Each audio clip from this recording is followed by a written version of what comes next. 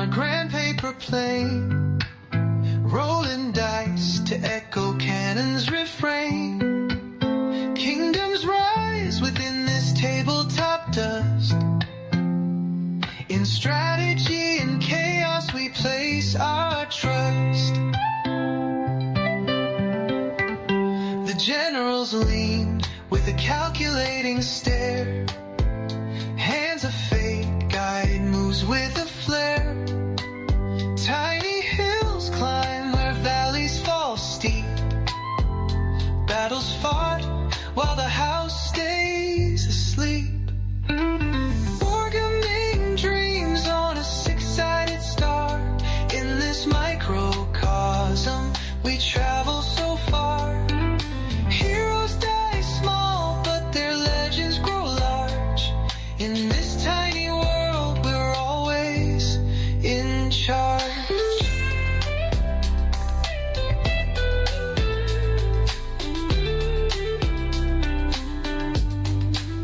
Painted commanders in coats of bold hue patrol the terrain in colors so true.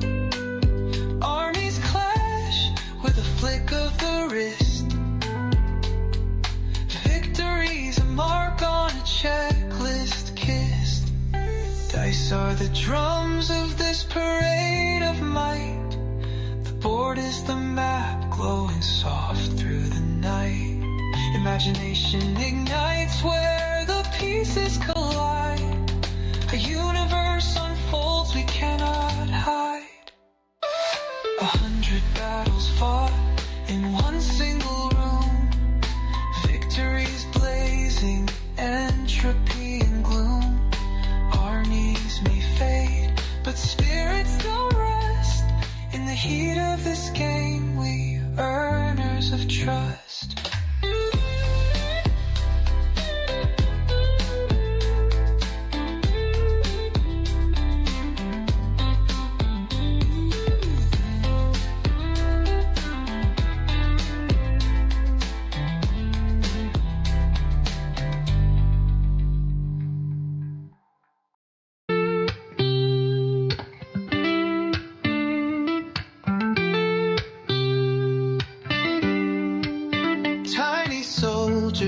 On a grand paper plane, rolling dice to echo cannons refrain.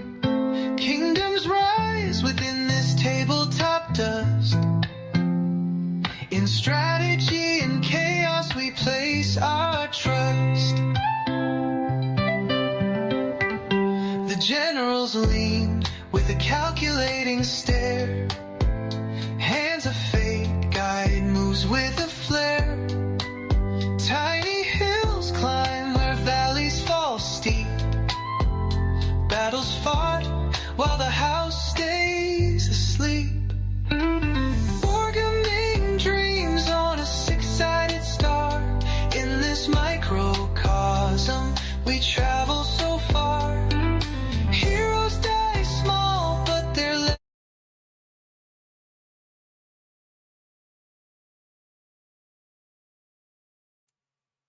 all right, there we go.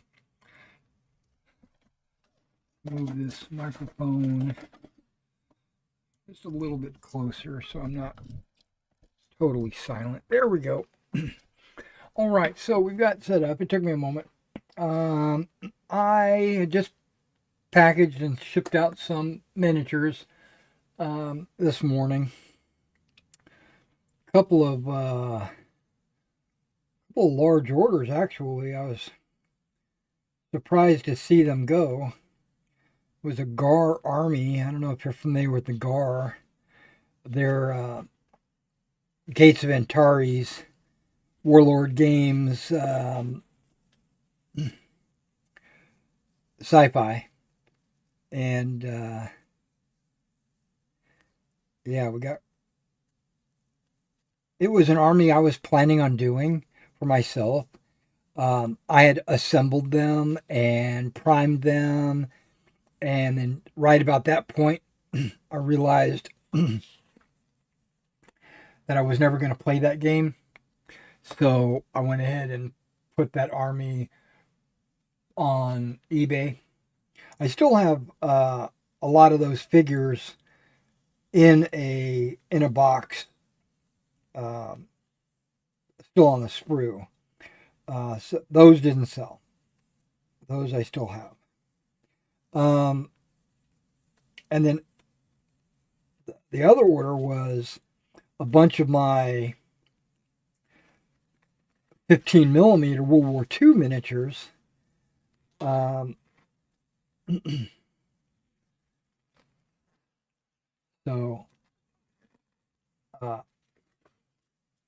because sometimes like I'll buy. Okay, first of all, I don't play Flames of War. Okay, so that's just something that I'm gonna put out there. I don't play Flames of War. I have Flames of War rule books. I think I've got like 15 of them. And I've also got like all the cards for the units that I've been collecting those. And because like what'll happen is I will see a unit, because I love 15 millimeter World War II, and they make great armored vehicles. All right. And so I'll see a unit of, let's just say, Panthers. Let's just hypothetically say Panthers. In O Group, which is the game that I play, World War II, or even Command Decision even, I don't necessarily need 5 Panthers, because that's what would come in the box, right? Or maybe even 4 or 5 in the box. So I'll buy the box.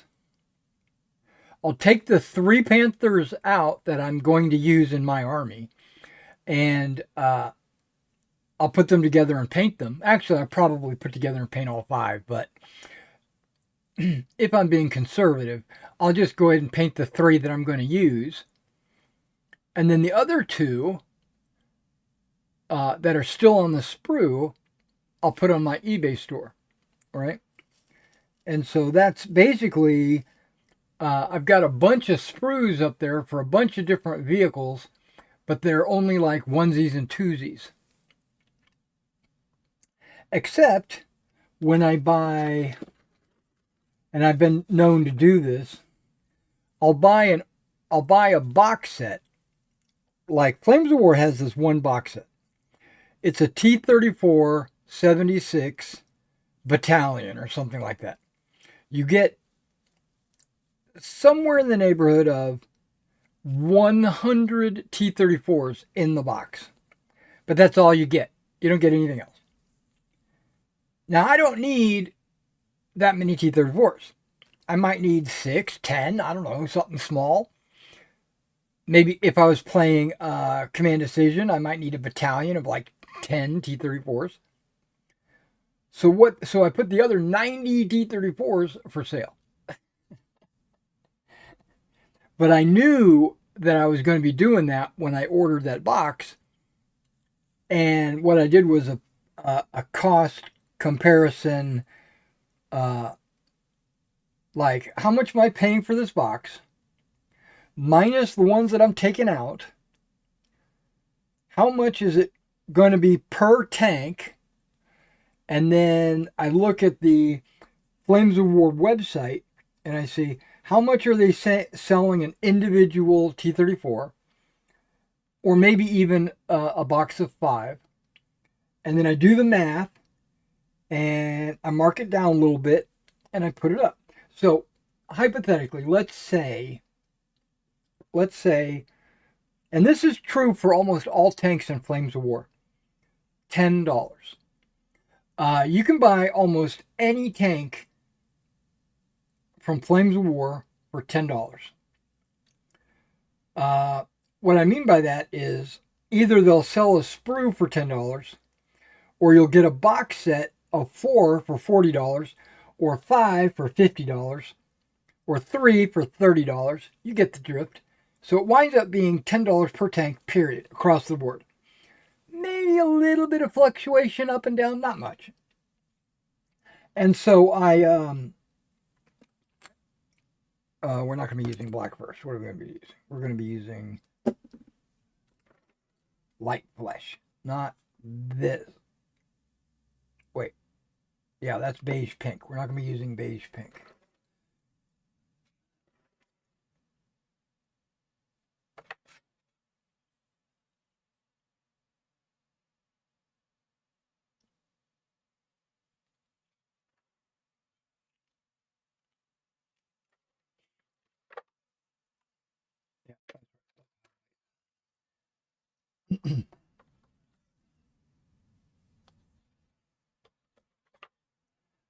I'm trying to decide what skin tone that I'm thinking for my Romans. I already know these Prussians are going to be beige pink. I've already started with their face. But the Romans, I think I'm going to go light flesh on them. Just because of the redness of it. It's got a little bit more red in it. Okay, but so I will buy a box knowing that I'm going to be selling the majority of the box. I've done that quite a bit actually. Like I'll buy one of their late war armored battalions or whatever. I'll buy the whole box, knowing I'm only going to use like all the infantry and maybe the half tracks and a couple of the tanks, and the other tanks I know I'm going to be selling, right? So that's the way it works for me. On my, I've got a bunch of loose sprues for well, not just Flames of War. I also have some British and Hanoverians and French Napoleonics, because if you remember back in the day, I was doing 25 millimeter Warlord, or any 25 millimeter. I was doing 25 millimeter Napoleonics, and I bought a bunch of Waterloo starter sets. I think I got like 5 of them actually, and I got 5 of them because I needed all these figures. I needed tons of figures on the cheap, and by buying those starter sets, you get a figure for about 50 cents or less. I think it's pretty low. Might be $1, but I think it's like 50 cents. And knowing that I needed hundreds, I thought it would be great to start off with those starter sets. And because it's perfect. It's like, I need a bunch of British anyway. I need a bunch of French anyway. Let's do it. And it comes with the Hanoverians and the British torsos and equipment and everything else is exactly the same.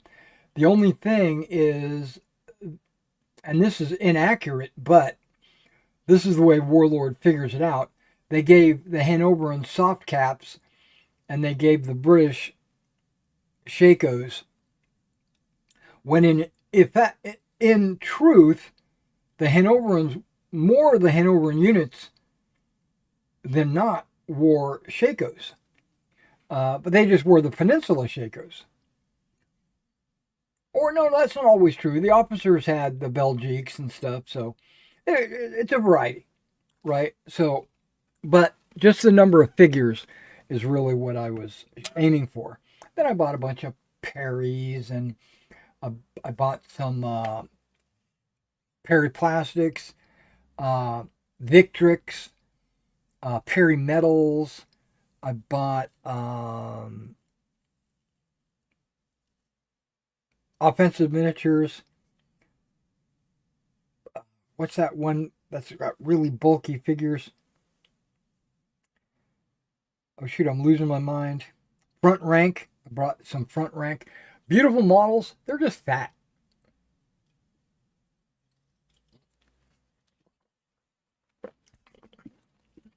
And I had a retail account with front rank. And I was able to buy a bunch of front rank at like a retailer discount. But after when they sold the company to, I think it's Gripping Beast, Gripping Beast would not let me get an account with them retail wise because I don't have a brick and mortar store. I'm only online. And they said something about they don't do business with online, only brick and mortar stores. I guess they're afraid that online is going to compete with their online web store or whatever. Okay. But long story short, I don't do 28s anymore when it comes to Napoleonics. So I went and dug through all my sprues, and I found some that I had like a figure taken off of, or a backpack or a head or something like that. And I put those in a separate pile to be determined. But any sprue that was complete, had everything on it, I put up on sale on my eBay store. Now I have a box of Victrix, Perry Plastics, Warlord games, and they're all like sprues with parts taken off of them. And so, but I looked at it and I was like, I could probably put together a couple of battalions with just these figures, and then sell them as painted figures, Yeah, okay, flash. I'm trying to get organized here. I have a comment. I want to make a video, and I thought about not doing this video or this live stream and doing this video instead and doing a delay, but I said no. I'm just going to do this video, and then afterwards I will go about doing this video. It's a negative video. It's a product review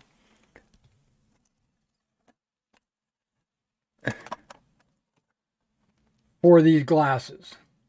Okay, I saw the ad online. I was excited because they sounded too good to be true. I was like, oh, these sound like great glasses. I think I'm gonna order these, and find out, if they do everything they say they're gonna do. I was like, okay, I was like really excited about it. Okay, well, I ordered them, and I was sitting on my hands waiting for them to come in, and they came in yesterday. I got them out of the box. They come in this little plastic container.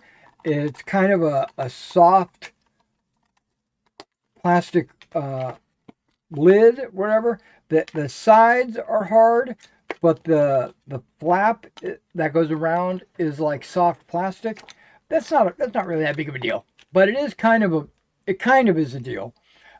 There is a piece of plastic in the middle here so when I go to snap, it allows the snap to click or whatever. Now I pulled these glasses out, right, and I looked at them and I was like, oh, these are pretty cool looking glasses, They're supposed to be damage resistant, and in the advertisement, it shows the guy stepping on them. It shows the guy hitting them with a hammer on top of brick. Like he'll put a brick on the ground, he'll put the glass on the brick, and then he'll hit it with a hammer, and there would be no scratches. And I'm thinking, okay, that's bullshit. We know that's got to be some kind of, space age glass magic, And then they said and then they showed, like, they'll put it under the light, and then they'll look at them, and these things would be like really dark blue, like sunglasses. And I've seen glasses that do that, so I was like, okay, that's no big deal. They're polarized, right? No big deal. And their name to fame is, that's why they're even called no blue vision glasses is because I'll get to your chat here in just a minute there. I have a hard time seeing the monitor from such far distance away. You don't know how far, it's like 2 feet away. So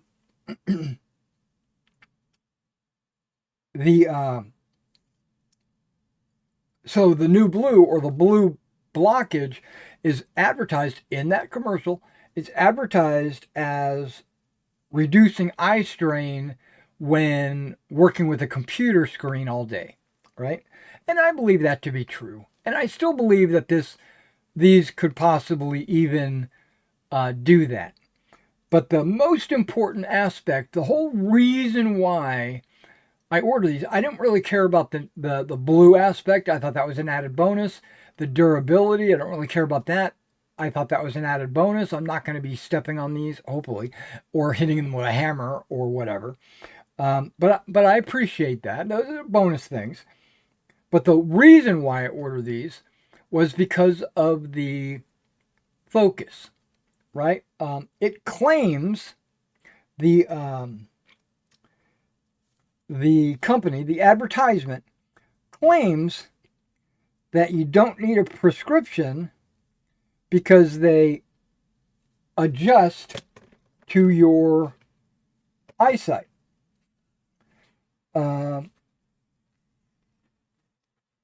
Yeah, I got a little bit of fingerprints or something on there.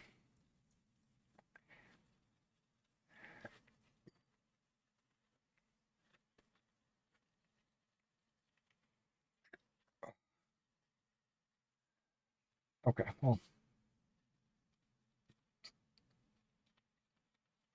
Okay, so they say that they adjust to your eyesight. 100 to 700 diopters. Okay, and so I'm thinking, okay, that's pretty good.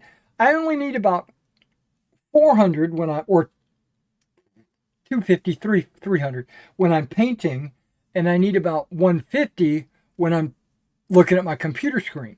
So these would fit perfectly. So I was thinking, this is what I was hoping, this is what I was wishing, that I would get this pair of glasses. They would be comfortable, and they look like they are fairly comfortable, and they are. When I put them on, they're okay. Except for these nose pieces, and I'll get into that in a moment. But you put them on, and everything became blurry. It did exactly the opposite of what I expected. Everything became blurry. So what I did was I thought, oh, maybe they're just magnified or whatever. So I brought some figures up, like as if I was going to paint, and they were blurry.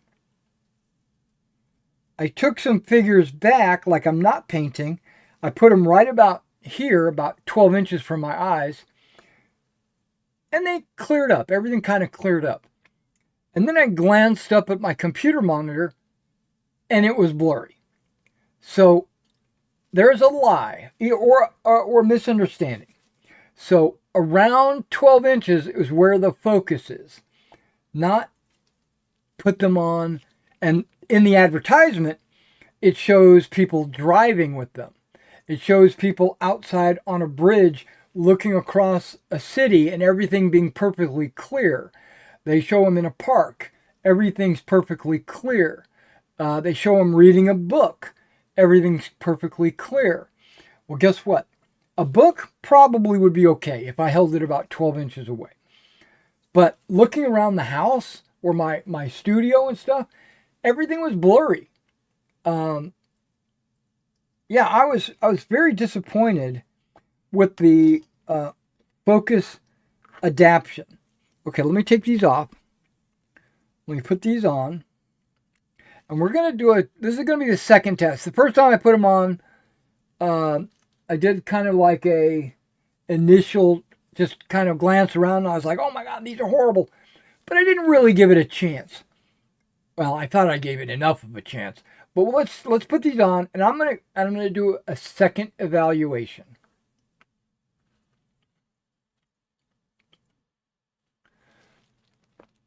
Okay, you can see they look fine, right? And they fit fine. They're comfortable enough. There's no problem. Looking down at Joseph's notes here on how to paint his Prussians. I cannot read that.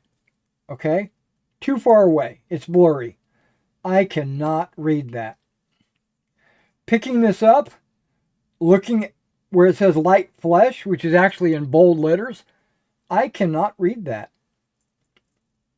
Okay, let's bring it up and let's adjust my eyes a little bit. Deliberately use my mind to focus. I can't focus. I think it's getting worse.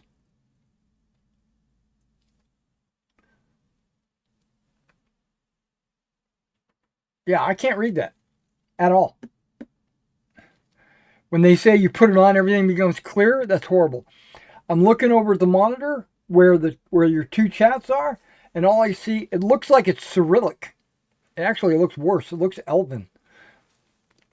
Yeah, I'm leaning in. I can't see that. I can't. Oh, horribly blurry. Everything is blurry. And look where it says, you can't see this on my wall over there. Unless I do something like that. Okay, you see that blue tub right about there? That blue tub, that word right there, it should say hefty. Hefty, hefty, hefty, hefty, hefty. Okay. I can see that it says hefty, but it's definitely blurry. So, and that's a good 20 feet away. That is, maybe not 20 feet. Maybe 15 feet. But pretty close to 20. That's blurry. Don't order. My video is going to say, don't order these glasses. This is a scam. They mention it in the video. There's a comment in the video where it says, where the narrator says, my friends told me I was going to be scammed, but I ordered them anyway. And when I got them in, I proved them wrong. I showed my friends, and they all fell in love with them, and they ordered them. And I was like, okay. His friends were right. I haven't attempted to send these back yet.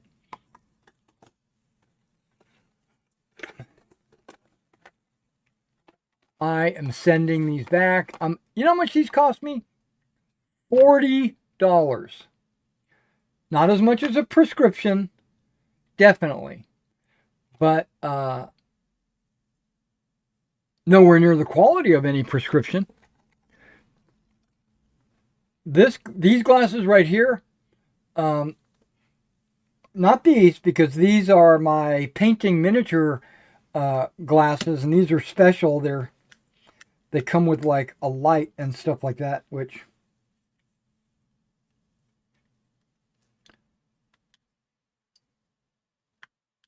the charge must be dead because the light's not coming on. But anyway, or it's broken. But I doubt that. This comes with 4 lenses. You know, you get a little carrying case with 4 lenses inside. So depending on, and you can see which one I'm using. You can use less or more or whatever.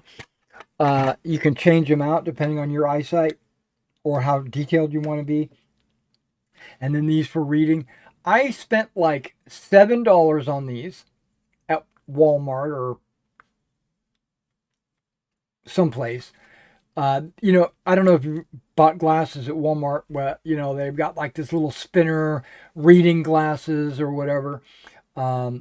Super cheap. You just go through there, keep putting them on, look around, see which ones you want. These work really good at arm's length for my computer monitor. These are really good up close when I'm painting. This did actually cost me something. I think it cost me like $20 for this set right here. It comes with a charging cable. You plug it in right there, USB-C. And it actually comes with a screwdriver to loosen the screws so that this can open more. But I haven't needed to do that. And these Uh,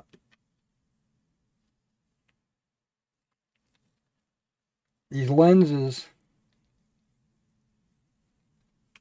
they just come right out, right? They've got a couple of tabs. On the tab, it tells you what the magnification is on these. And these are 3.5s.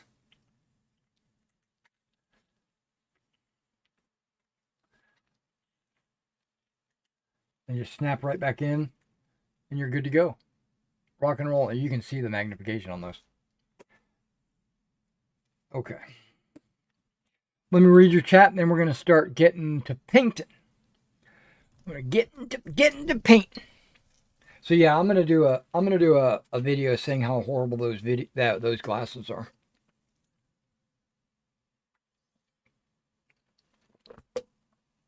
Right before we started the stream, I was watching a video. There's a podcast I watch almost every night. Last night I did not watch them because I had gone to bed early last night. But so I said, you know what, I'll watch it this morning. So I put it on. It was on for about an hour or so. And right before I looked at the stream and I said, okay, I need to end the stream because I need to get ready for my stream. But right before I clicked off of it, an advertisement came up. And guess what? It was for those new blue glasses. And I was like, I got to do something about that. I got to mark them as a scam or report them as being liars, and I expected to receive it within 1 to 3 days, and it took almost 2 weeks for me to get it. So I don't know. It seems, I mean, I actually did get the glasses, but they don't do what they say they're going to do. Okay, enough of that BS. Let me lean in a little bit because I'm so far away from my monitor. Luke says, hi from wet and gray London. Hope you're well. Hey, Luke, I hope you're well too.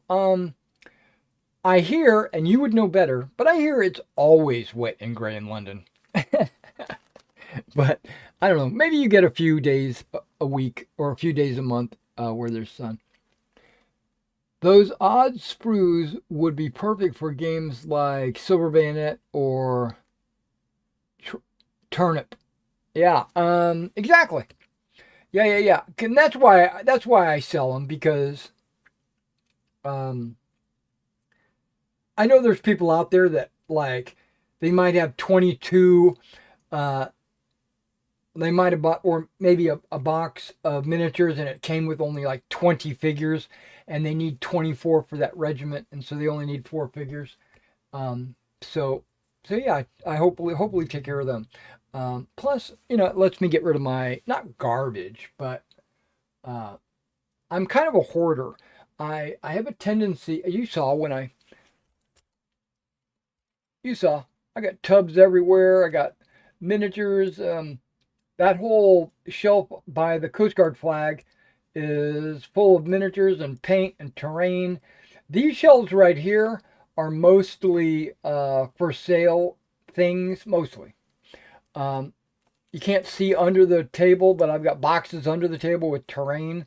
And then the left, okay, the British flag, it's a regimental flag, Black Watch or something like that. It's behind that is snacks and food and stuff like that, so ignore that. But all up and down this left side, all the way from the ground to the top, is all tubs full of miniatures and stuff. And then the wall over there is mostly miniatures and figures that I'm currently working on, or bits and parts and stuff like that. You can see right there, there's a whole line of flock. Each one of those is different. And then down the bottom, you can't barely see it, but this bottom shelf there, that's all like texture paste and stuff. And then these boxes are all filled with various miniature collections or terrain pieces and bits and parts and stuff like that. And then the this is all like finished trees and hedges and bocage and stuff like that. Um, and there's some Flames of War boxes that actually have loose figures in them. Um, and then you can't really see it because my ugly mug is in the way. But I've got all of these boxes over here are actually armies that I've completed. Okay, the first two rows would be armies that I've completed. No, I take that back. We've got, okay, let me rephrase that. This first row is all the ancient armies that I've done. I'm trying to figure out how to work my hand. This row is Napoleonic units. And then this row is all World War II. And then this final row over here is actually like loose bags of Old Glory that's for sale. Speaking of which, I've got 2 boxes of Old Glory coming in. I got an email about the Danes. If you remember the Danes, the Old Glory put out an email where they had just released the brand new model of the Danes. They said they would be available Friday. So I went ahead into their website and I placed the order on Friday, and I couldn't find the Danes anywhere. So I said, screw it, I'll just order it. I'll just order what I got. And then like Tuesday, maybe it was Monday or Tuesday, they said, the Danes are out. We finally got them out. And I was like, crap, I already put an order in. Let me go ahead and like slap together another order with just the Danes. Well, actually, I don't think I did. I don't think I did a second order for Old Glory. Mainly because that first order was so expensive. I put, I don't know, hundreds of packs. Literally. It was pretty damn expensive. Okay, and then I ordered from Victrix. I put an order in. They have like a $200 minimum order for retailers, which is that's a reasonable minimum order. I don't have any problem with that. But I put an order in for like $800, something like that. So basically, I'm restocking quite a bit of stuff because I'm low on a lot of things. So I went through there and I said, oh, they got pillage. They got these miniatures for pillage. I wanted to get a hold of the pillage rules, mainly so that I could see what they're all about. And I've seen the guy that does Seven Son. I've seen him do a pillage review, but a lot of times he will focus on things that I don't focus on, i.e., like he'll be concerned about the type of helmet that a unit might have on, where I might be concerned about a type of sword that someone is carrying. That's just an analogy. That doesn't mean anything. But so I wanted to get it for myself, read it myself, and then also maybe do a boot camp showing it off, how to play it on the channel with some like Dark Age medieval figures. So I ordered some Dark Age medieval figures for it, mainly so that I could put them together and use them in pillage. I have a bunch of Dark Age medieval figures already, but they're all 15 millimeter, and I want to play that game pure, like 28 millimeter. It's a skirmish level game, so I think 28 millimeter is really good for skirmish. 15 is better for mass battles, I think. But nonetheless, I ordered a bunch of stuff from Victrix, and then about a week later, they said, oh, we just released the German heavy weapons. World War II, 28 millimeter heavy weapons. And I was like, well, you get heavy weapons with the Germans that I ordered already. but then I looked at the German heavy weapon pack. It's set up a little bit differently with mortars and medium machine guns and all kinds of crazy stuff. And I was like, okay, let's order those because I'm sure there's going to be people out there that want them. So I put the order in, but I said, you know what? I'm going to do a minimum order because I already have this like $800 order with them. I said, let me just do a minimum order, $200. And I got an email from them saying your order doesn't meet the minimum requirement. And I was like, what? Hold on here. I thought I ordered over $200 worth of stuff. And they said, no, it's just under $200. And I was like, crap. Okay, let's just add one more pack of Romans. so I got another pack of Romans. That order's not on the way yet because they still, I don't know if you know this, Victrix does not allow you to buy anything on their B2B website. What you do is you put an order in and then you wait for an email. And when you get the email, you pay the bill. And when the bill is paid, then they ship it. So I'm still waiting on the second email for the second order.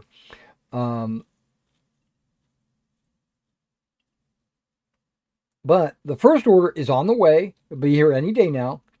The Old Glory, to be honest, if past performance is any indication of future performance, it's going to take 6 to 8 weeks before I get that order.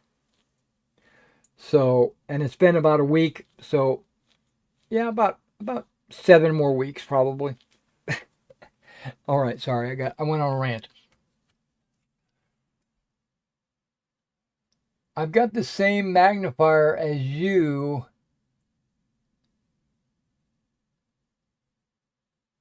Saw a recommendation on Storm of Steel. Think about 20 pounds.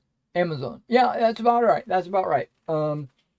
This is not exactly the. I think I saw that recommendation as well.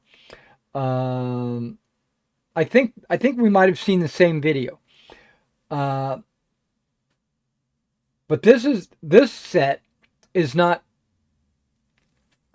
This is not exactly the same one that he was recommending. It has all the same features. It has all the same capabilities. I just think the brand is different. But the price is the same and everything. And I think it might have something to do with ordering in the UK and ordering in the US. I think there might be a difference. Because I went looking for the ones he recommended, right? And I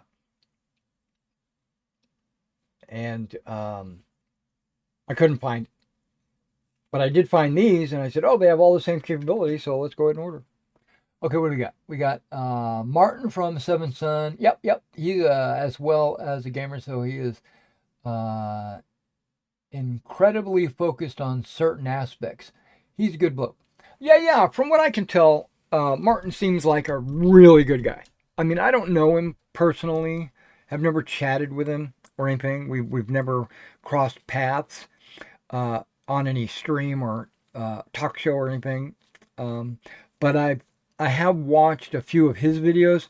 I also have watched a few of those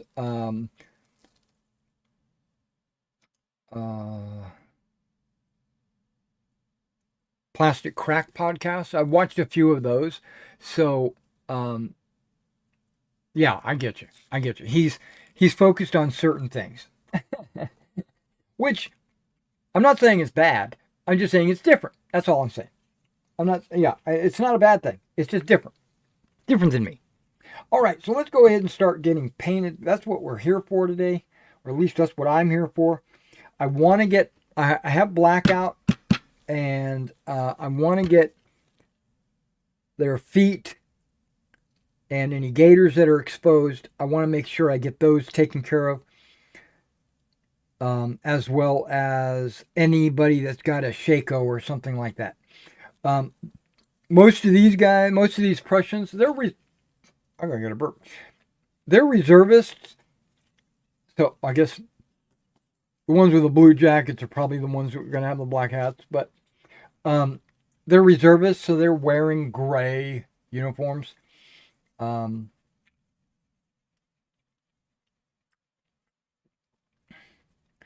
and their hats are gray as well. So, and I don't know why I put the gray away.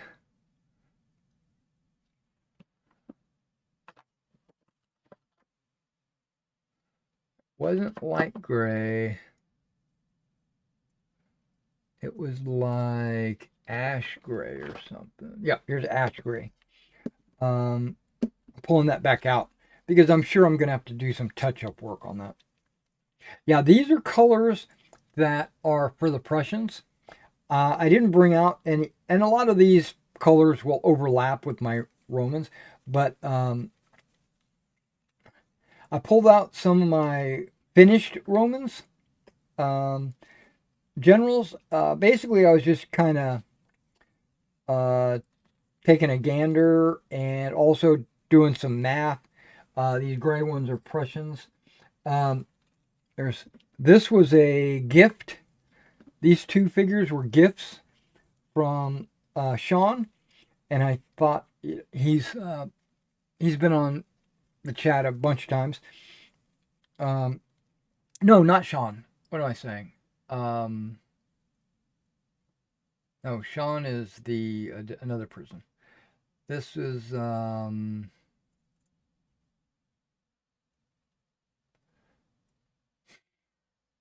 I forget his name. I'm getting old. Um, he's the guy that does the videos that claim in the intro the largest collection of 15 millimeter armies in the world.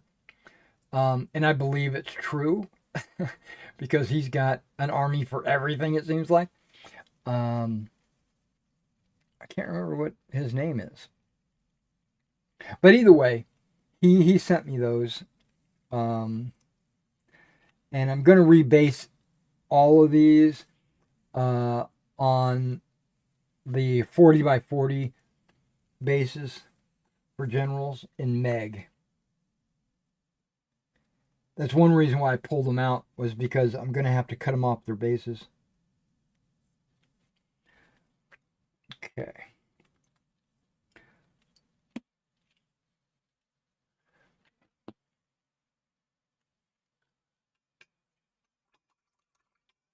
Okay, we got 4 drops of paint, 1 small drop of water,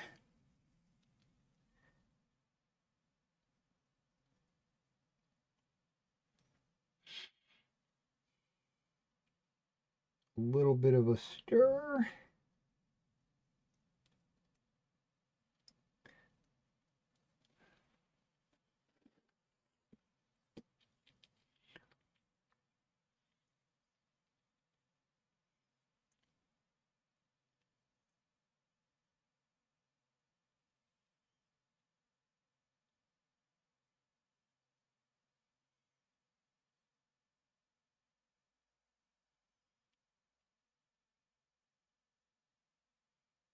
When I looked at this guy, I realized, oh, I didn't finish this.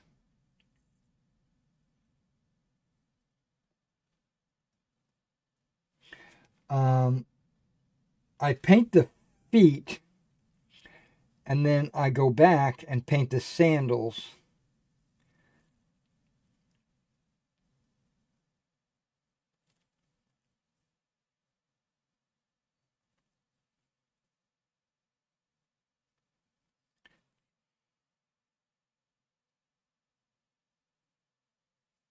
Because sometimes, not all the time, sometimes they wear boots, believe it or not.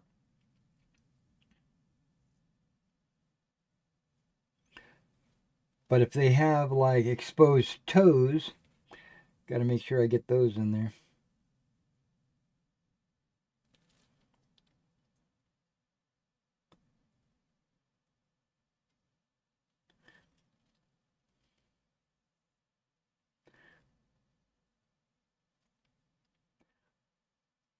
Now, most of the time on my Romans, their greaves along their legs, from knee to ankle or whatever,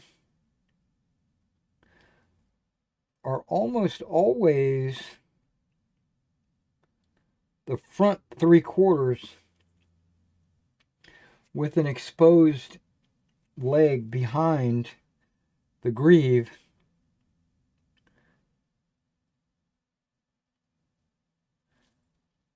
But I'm noticing on these generals, the greaves are like, they don't have leather straps. They, like, you would open up the metal, put it on, and it would snap tight around your leg. The tension of the metal is what these greaves look like.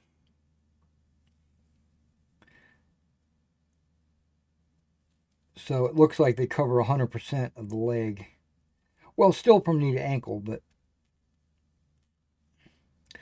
there's no flesh that needs to be painted behind the greave, is what I'm trying to say.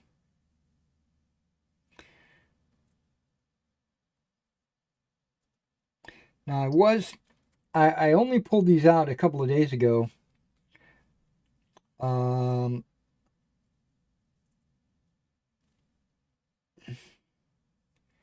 For those of you that don't know, my 15mm armies are designed with Meg in mind. Mortem et gloriam. I've played a lot of historical ancients and medievals in my life, and some of them have good things, some of them have not so good things. Not every rule set is perfect. And Meg is not perfect. But it does have a lot going for it, right? I've played Armati and Field of Glory, DBA, I'm trying to think of some other ancient or medieval rules that I might have played.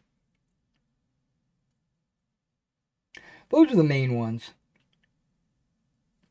But Meg comes across as taking all the best aspects from all those rules and putting them into one set of rules.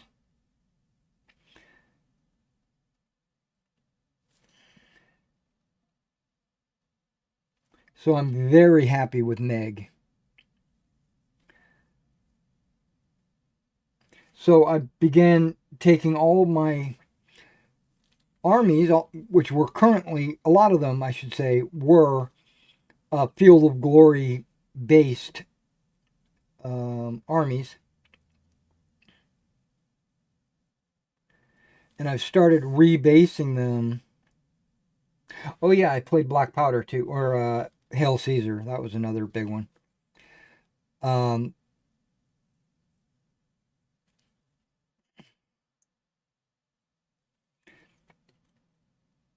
So I started rebasing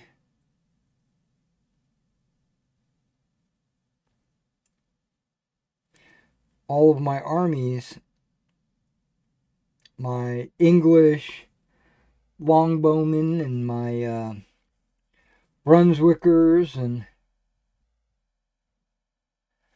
Republican Romans, I should say early Republicans. The Germans, my Macedonians,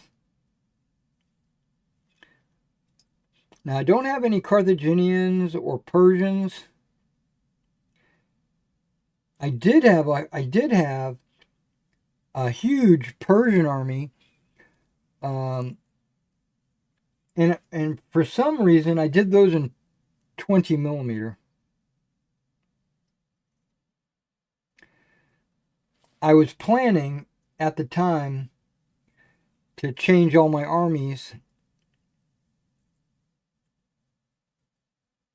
because I knew I wanted more armies. I was going to change all my armies from 15 to 20s.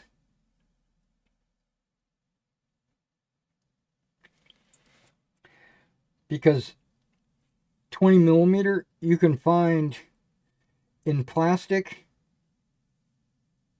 very cheap. You pay like $5 and get like 50 miniatures.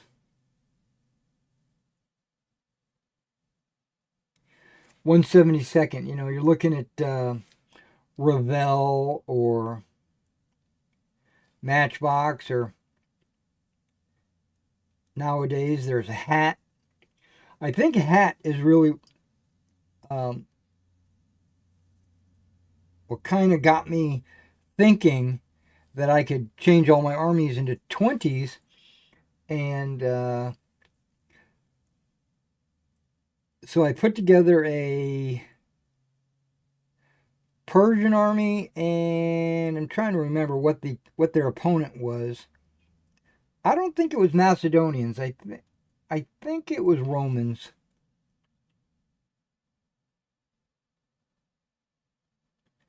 And we were just playing hypothetical until I, got my Macedonians and we could play Gargamella or whatever. But we were playing Armati at the time.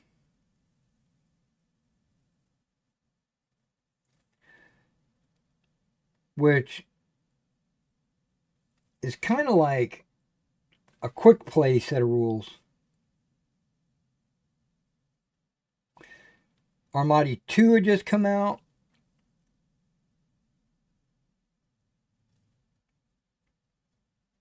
It was a good time. So we played, and then I realized my mistake. Because remember, I said I switched from 15s to 20s.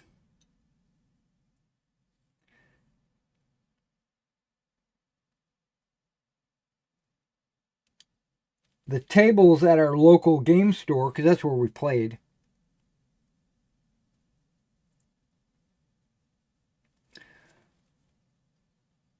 were not big enough.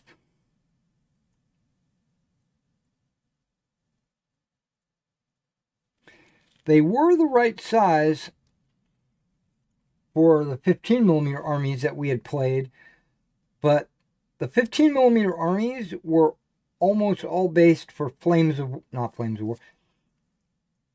of Glory. And I thought, inaccurately, that switching from Field of Glory to Armati, I could up the scale to 20 millimeter, make the armies cheaper, and maybe a little bit larger for looks.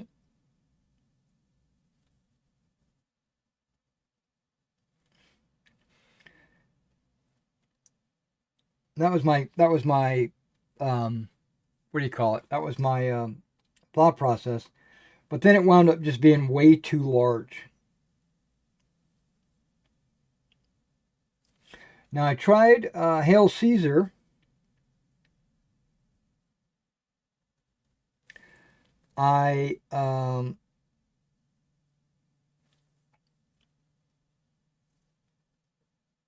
This was years later, right? But I tried Hail Caesar in 28 millimeter because that's what it's kind of designed for. And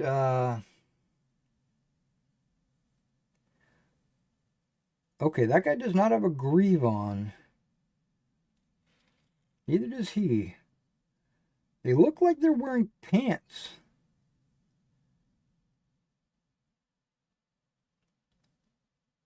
Not this guy. This guy doesn't look like he... Whoa. He doesn't look like he's wearing pants. Maybe he is.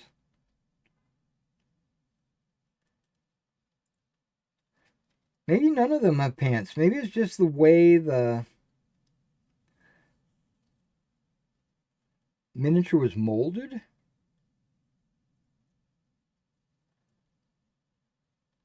No, I'm giving them all pants.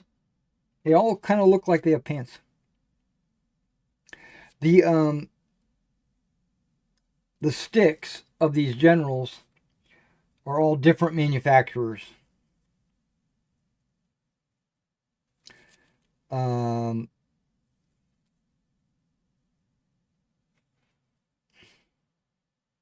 not all Old Glory. Actually, I think none of these are Old Glory.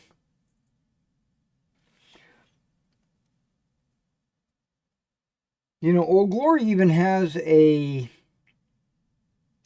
triumvirate pack.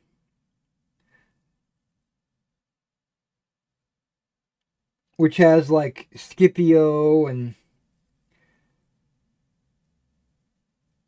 famous Romans. I thought about getting those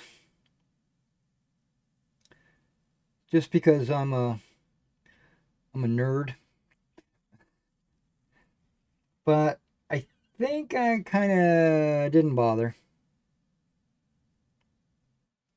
Because some of these are forged in battle.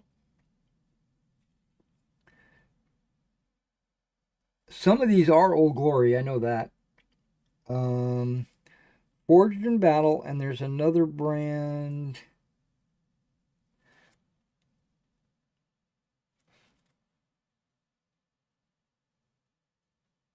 Not Zeiston. Might be Zeiston.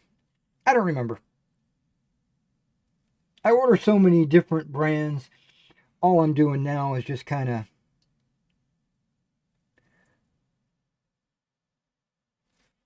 just going with the flow.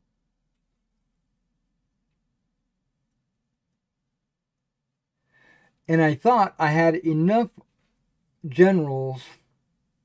Well, I definitely have enough generals to do one set of Meg generals. Because an army could have up to 4 generals. You got the overall general, and then you have 3 subordinates. So technically, I mean, at the bare minimum, you need 4 figures, right? Well, even then, you don't need 4 figures because you don't have to get the 3 subordinates.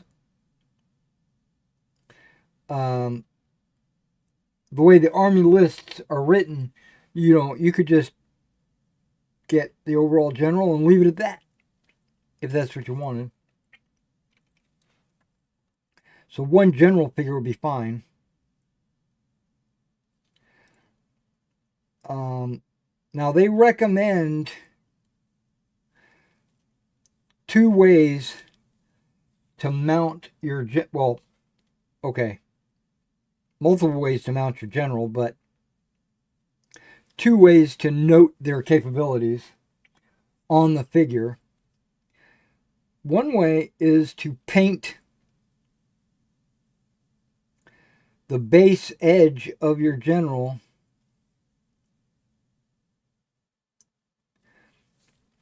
color code it based on its capabilities.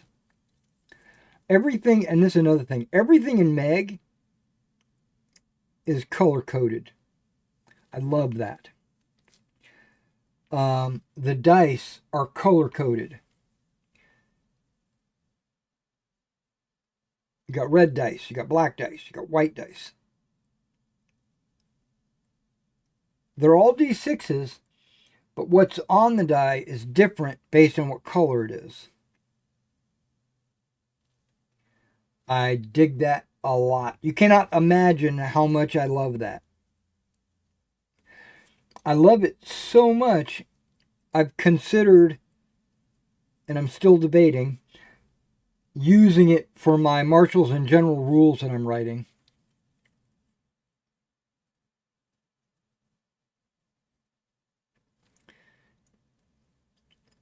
There is a little table. Once you understand what the table represents, and it might only take one playthrough to figure this out, but once you've figured out what that table represents and how to calculate the result on that table, you don't even need that table anymore.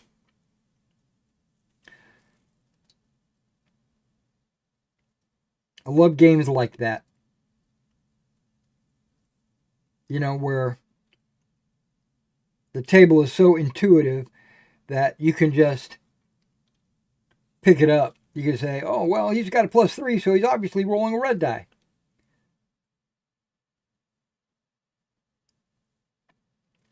He's got a +3 and you've got a +1, so that means I'm rolling a yellow die. Or whatever. You know, it.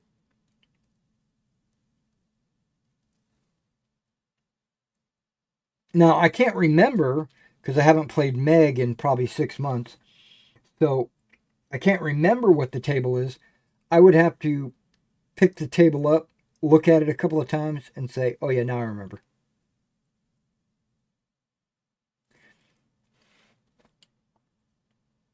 But my point is, generals, every general has capabilities or an ability to do something, and every one of those general categories has a color associated to it.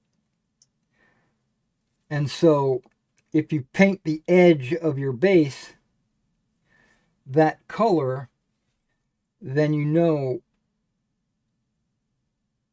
what level of general he is. Is he professional? Is he instinctive? Is he legendary? Is he competent? These various names is what the game calls the levels of the generals.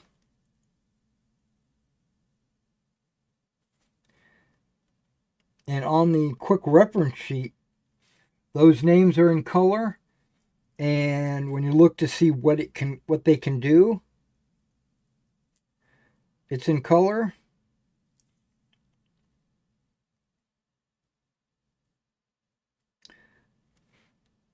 I love that too.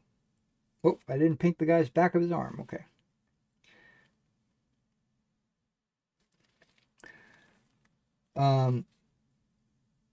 So you color code the base, and you could put one figure on a base and give him the best color and say, hey, that's Caesar, or that's, Mark Anthony, or whatever, right?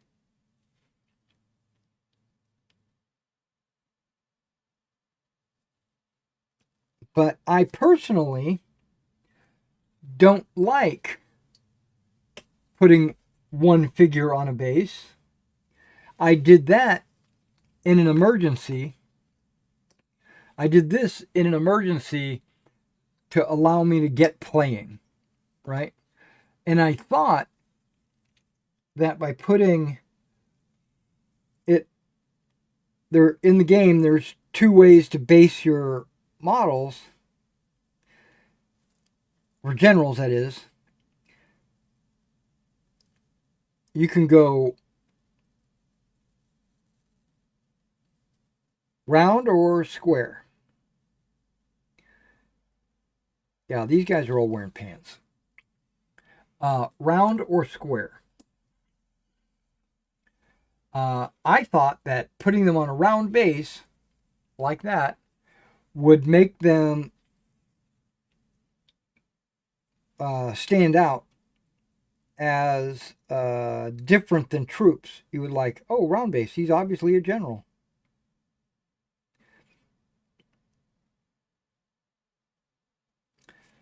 And that is true. The downside is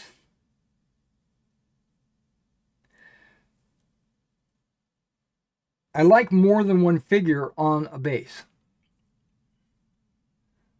I personally like 2 or more mounted figures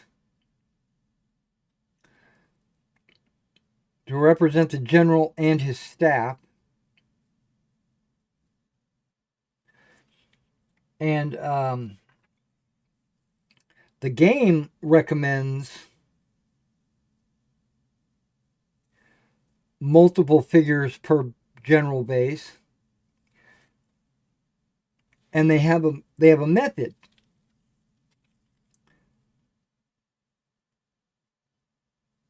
A one figure general base is like an incompetent general. Like 2 figures makes him average, like a normal general. Where like 3 figures on a base makes him competent.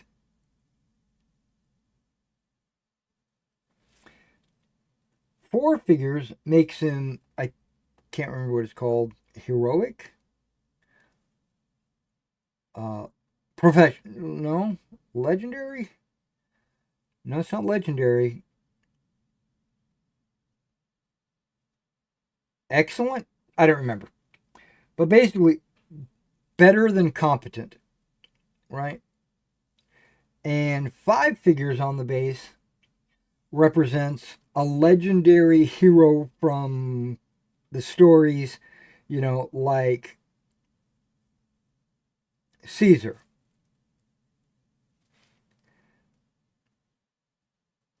And I got to thinking about it. Well, I don't know. I personally think 5 figures is too many on a general base. Especially when a general base is only a 40 millimeter circle.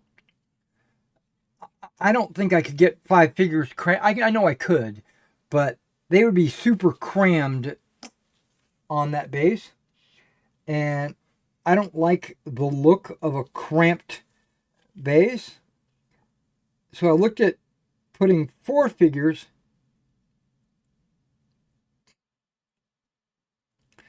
and 4 figures is also too many.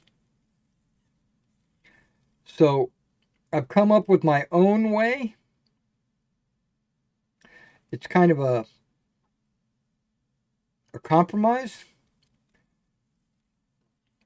3 figures for the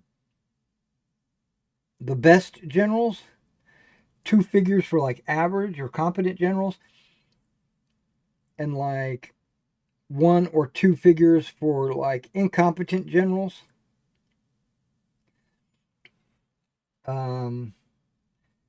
Basically, not relying on the base color and not relying on the number of figures, just relying on your army list. And maybe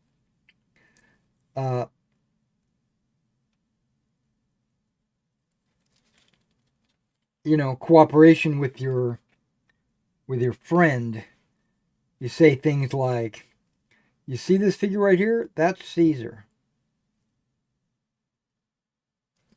And then all the player knows. And that's all you have to say. And then when he looks across the table and he sees that it's got 3 models, it kind of gives him a visual representation Okay, that's his overall commander.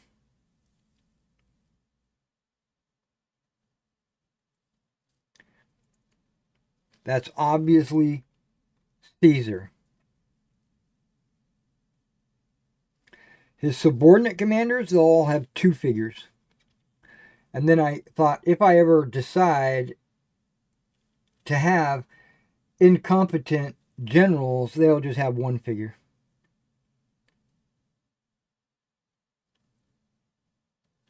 But everybody's going to have 2 figures. That's pretty much a given. Except for the overall army commander. He's going to have 3 figures.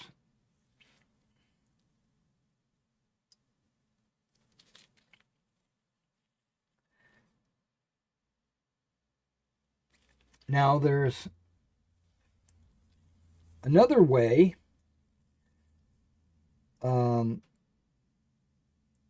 It fits in with the same theory, but they all don't have to be mounted. You could have some foot troops or a foot figure like an attendant or something, horse handler or something like that on the base.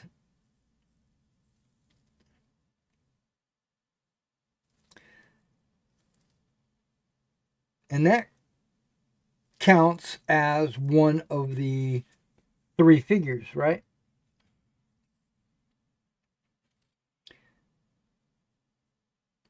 But I was thinking 3 mounted, I probably could put 1 or 2 foot on there with him.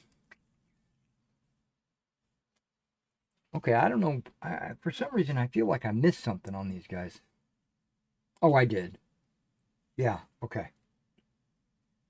I'm glad I had that consciousness.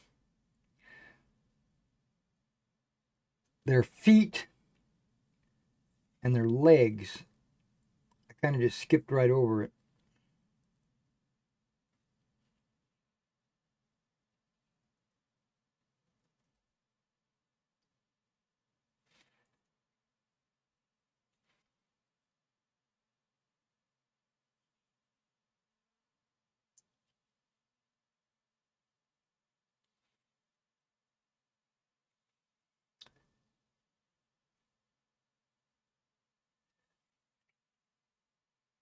So then I thought I could do 3 mounted and 2 foot for somebody like Caesar, and that would wind up being 5 models on the base.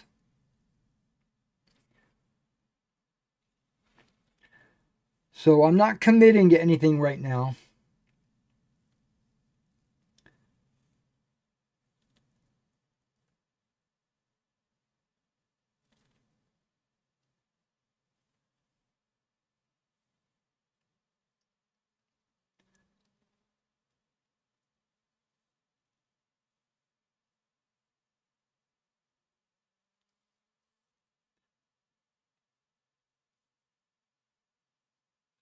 Yeah, I'm not committing to anything, but it's going through my mind.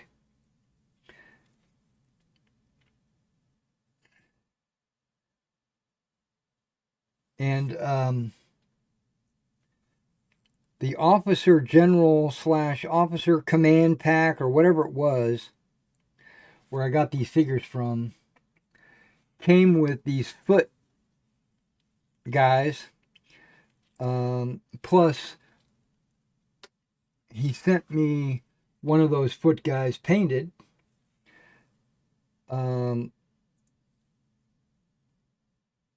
They're carrying, I don't remember what they're called. The person carrying it and the item itself.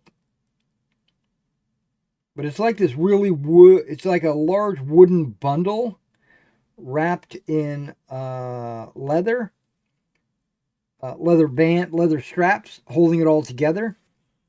And it's kind of like, it's like a baton, but it's way bigger and heavier. You got to carry it over your shoulder.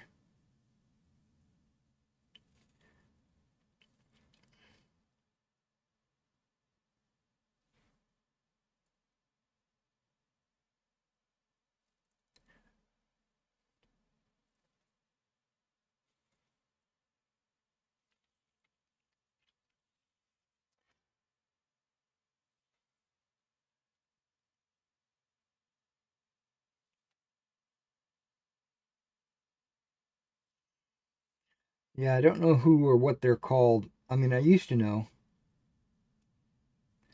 I just can't remember.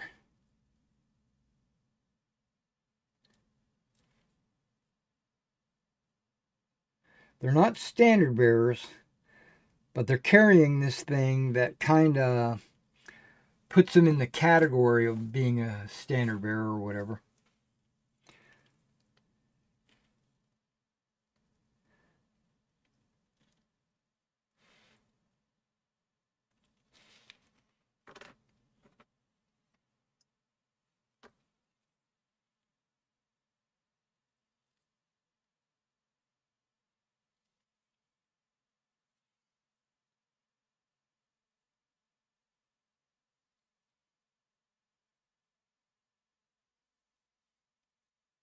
And it's got like, it's a bundle of sticks wrapped in leather straps to keep it all together. And then it has iconography and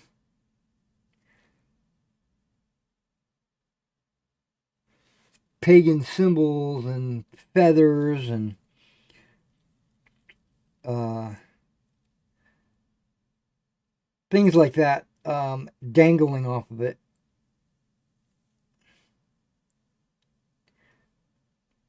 And the guy carrying it is not really a soldier.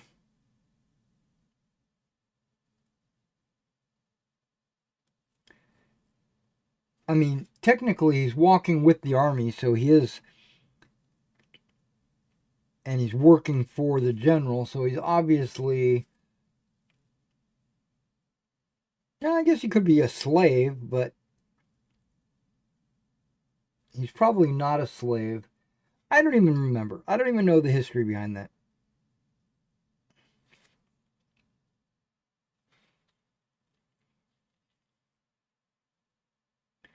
I've got all my Roman books. I guess I could pull one out and read it. Then again, I could ask Grok, like, hey, Grok,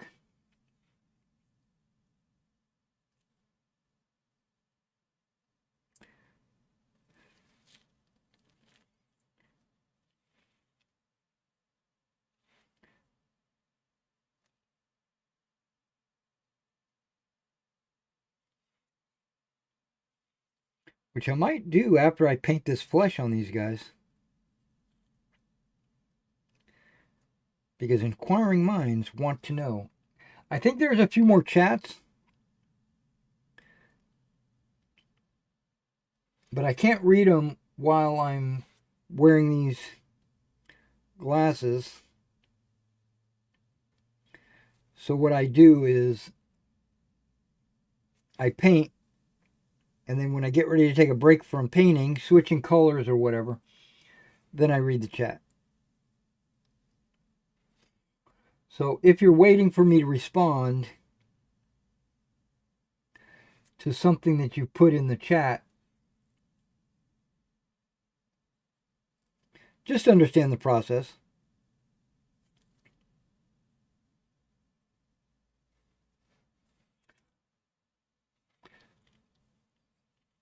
Speaking of which, okay, another thing. I'm glad I picked up this set of miniatures because it reminds me that when I was priming the models, I brush primed them, right, with the Vallejo red brown. It's that color, right? Not the stick, but the red brown of the figure. The stick are reused from other projects.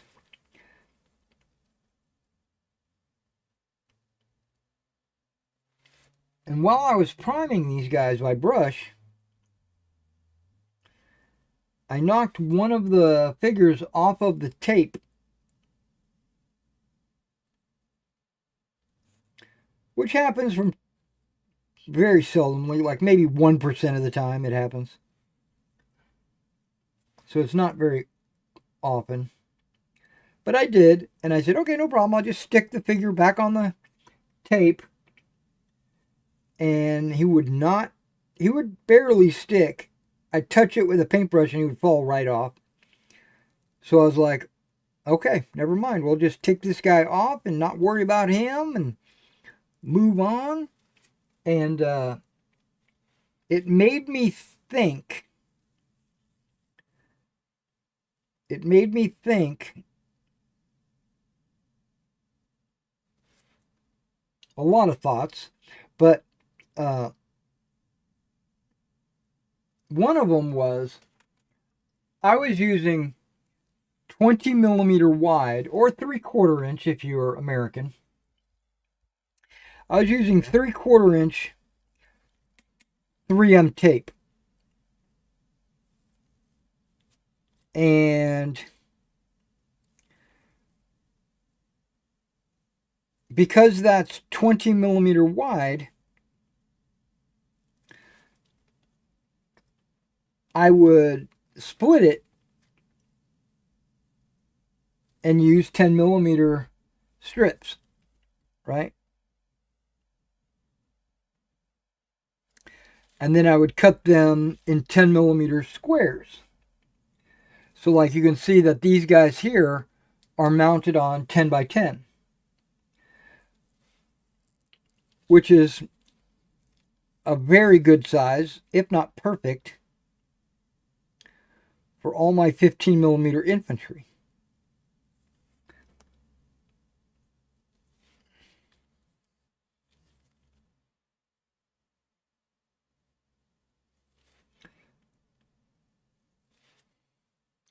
And I thought to myself,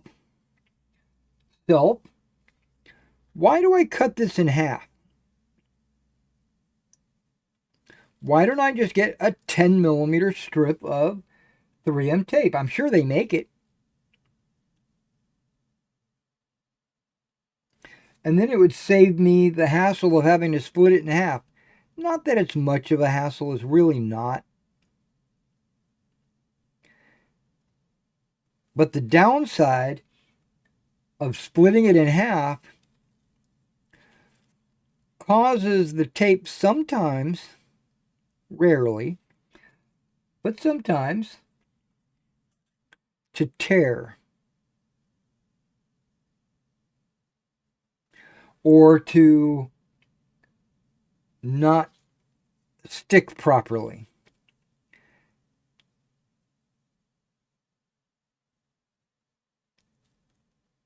And apparently that's what was going on with this guy. Now I could have went and got my 20 millimeter tape. I could have cut it into a 10 millimeter strip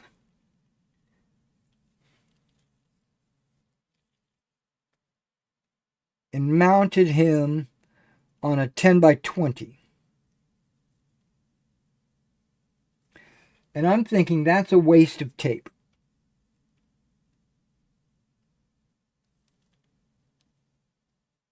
And as you know,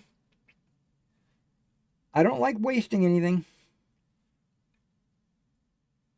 We're getting close to the end of my paint.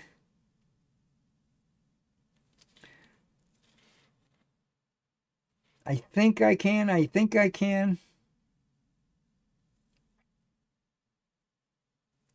I hope I can paint these guys.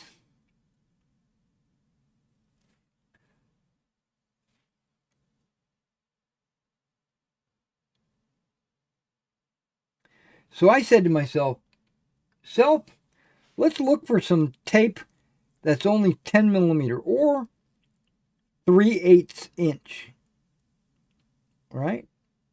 Because that should be 10 millimeter. I couldn't find anything that was 3/8.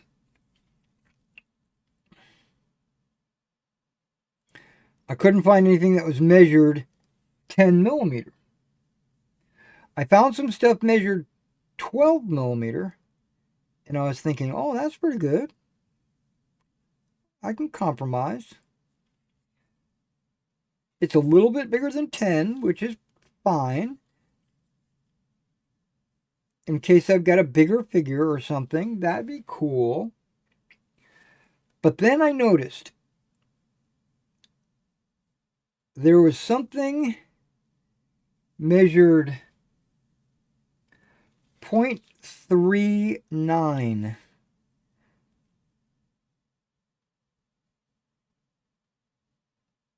And I was like, 0.39?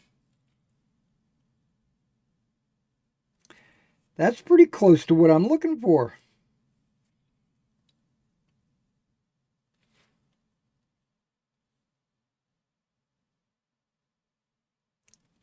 And then I saw something that was 1/4 an inch.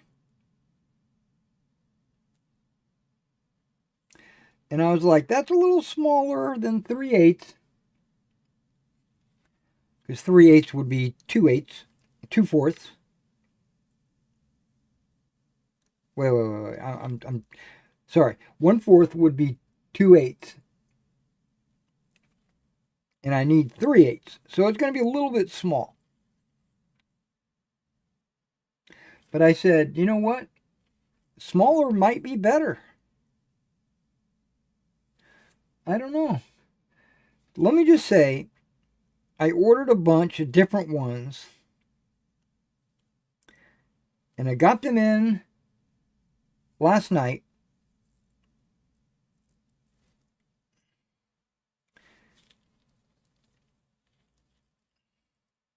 And this guy right here, the second one over, is mounted on the 1/4 inch.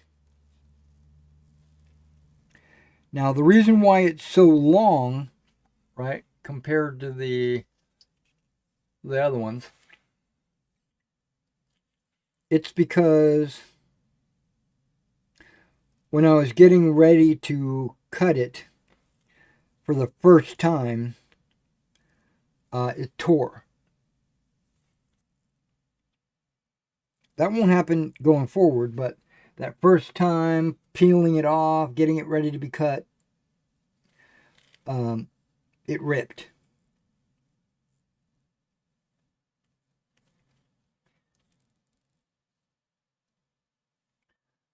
Okay, so now I'm just double checking that I've done all the flesh that I need to do. Looks like these guys are done. Yep. Okay, so all the flesh.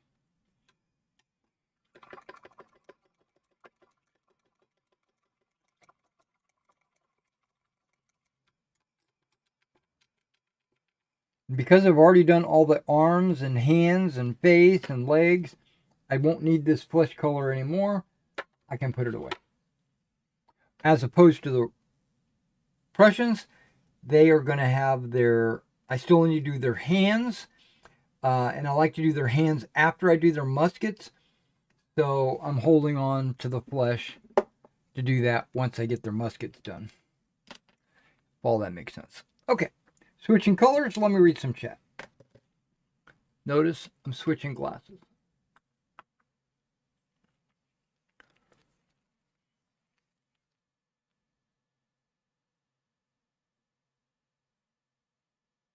Kraus. Yep, you're right. It's Kraus. The Kraus collection. That's his last name. I can't remember what it. I have it on a box over there where he sent me some of his. I don't know if you know this, but he sells tea.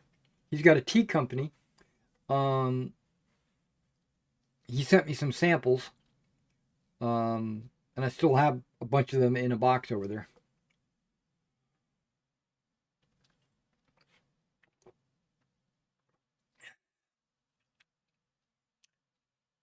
Yeah, I can't remember what his first name is. Stephen Krause. No, that's not it. That's definitely not it. Um, he's a prior service. He works in multiple sites. He spends time overseas for like half the year, and the other half he spends back home. So he's a busy man.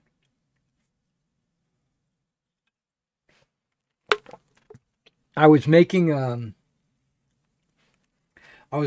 German town sector for Meg. Basically making it a farm complex, a couple of buildings, a couple of pens with some cows and some goats, or maybe not goats, pigs. And I mentioned in the video that if I had a wagon, I would like put the wagon in the village as well to kind of give it, a different type of feel or whatever. And then within a week, I got a wagon in the mail. Not built, obviously. It's just still in the packaging. But wow, that was Kevin. I think it's Kevin. Kevin Krause. Kevin. That name rings a bell. I think it's Kevin. But he's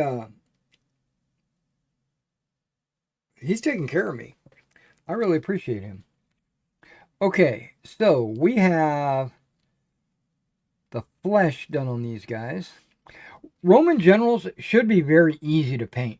I'm going to paint some tunics, some metal shins and breastplates, and a robe. Maybe a saddle blanket, a sword. They're going to be very easy to paint. Okay. So, before I get into the black, let's talk about Meg again. This is more than enough models, right? All of these guys. Way more than enough models to do all the generals I would ever need in my Republican Roman army. So I thought to myself, and this is where my brain has hurt me. I said, because I didn't need to paint all of these.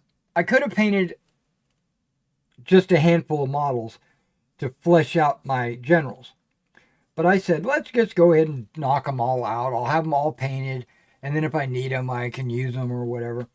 I could even put them inside units or whatever to make them look sexy.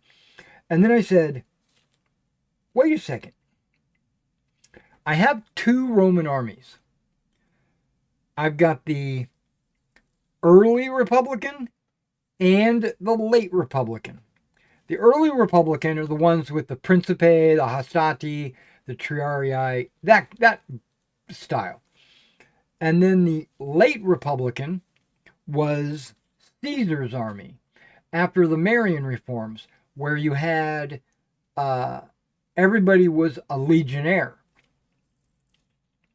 So I have my Republican Roman army that needs to be rebased, by the way. It's still, and that's what these guys were originally painted for, was my Republican Roman. But now I'm working on my Marian Romans, and I can actually proxy quite a few of my Republicans as Marians, but I'm trying not to do that. Mainly because the way they're based. But I thought to myself, what if I wanted to do like an historical, hypothetical, sci-fi style battle where I took my early Republican Romans against my late Republican Romans, like a Civil War kind of thing or something like that. Then I wouldn't have enough generals. because I was going to make one set of generals and use them for both armies. And I said, okay, I gotta make a set of generals for both. And that's when I thought, okay, am I going to have enough figures? Like, if I do 3 figures for Caesar, and then maybe 3 figures for Scipio or something, and then 2 figures for a subordinate general, 2 figures for a subordinate general, and 2 figures for a subordinate general. That would be all of these figures. Now I would still need 3 subordinate generals, and I couldn't do it with just 3 figures. I couldn't do it, right? So I thought, let's throw in some foot guys. I'm going to be painting them anyway. Actually, I've got 4. So I could do 2 subordinate generals, and then the 3rd subordinate general I wouldn't be able to do. But I said, no problem. I've got all these foot guys, plus him. I've got 6 foot. I could intermix them with the other generals to do a quality, right? To show their quality or whatever. So I think if I take 2 of these figures and replace 2 of these mounted figures, I could pull these 2 mounted figures over here, or even just 1. Because if I could do 1 figure with a foot, then I could take 1 figure with a foot over here. And then I would have, the main general would be 3, and then 2 of the subordinates would have 2 figures, and 1 of the subordinates would have a horse and a foot. And then I said, well, now I'll have 4 additional feet, so maybe I can plug them in and make some of these other generals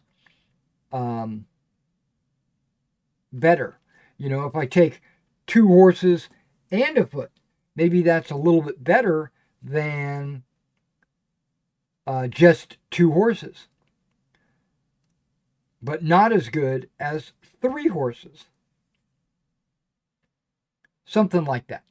Do like an incremental change, like horse, foot, 2 horses, 2 horses, foot, and then 3.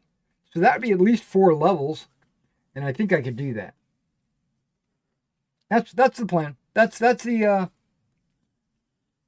where my thought process has gone. All right, so I'm using this. Right, this is the 3M tape. This is 1/4 inch, and you can see where it was torn right there. But 5 yards.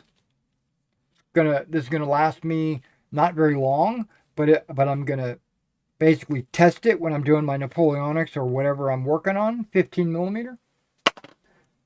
But then I also ordered this, which is this is the one that said 0.39 inches by 16 feet. So it's not even 5 yards.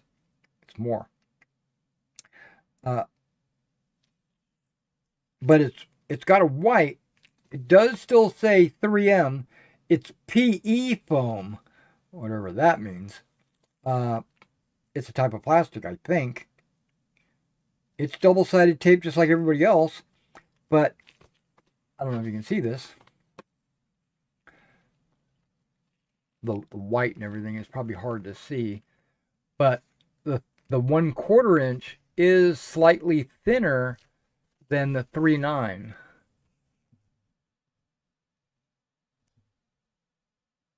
So far, so good. You following me? I don't know.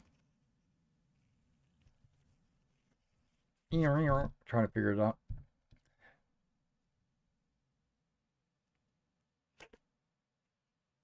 Yeah, 1/4 inch, 3.9. It's a little bit thicker wide-wise.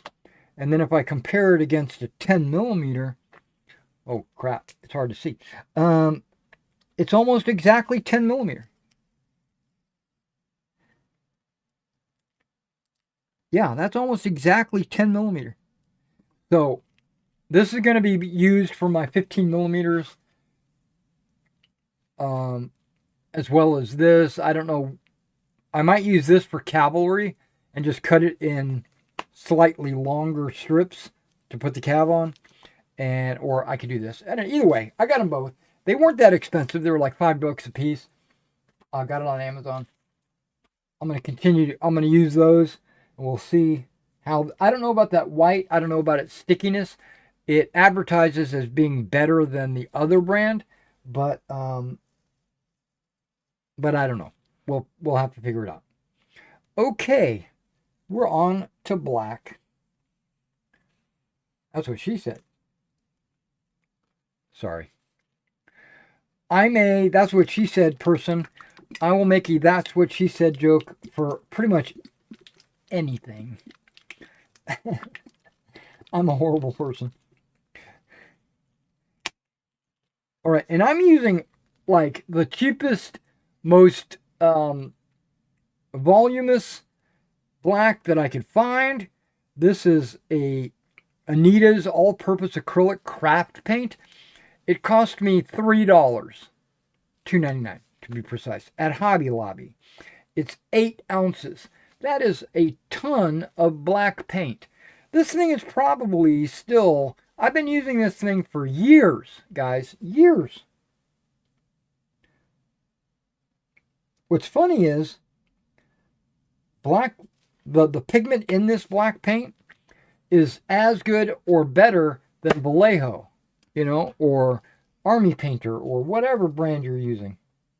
Because black is, black and white are usually the strongest pigment you'll find anywhere. And guess what? White, apple barrel. I even use this sometimes. This is folk art. That's my preferred craft paint, is actually folk art. This is called Chasseur Green. So great for Napoleonic uniforms when you're doing green.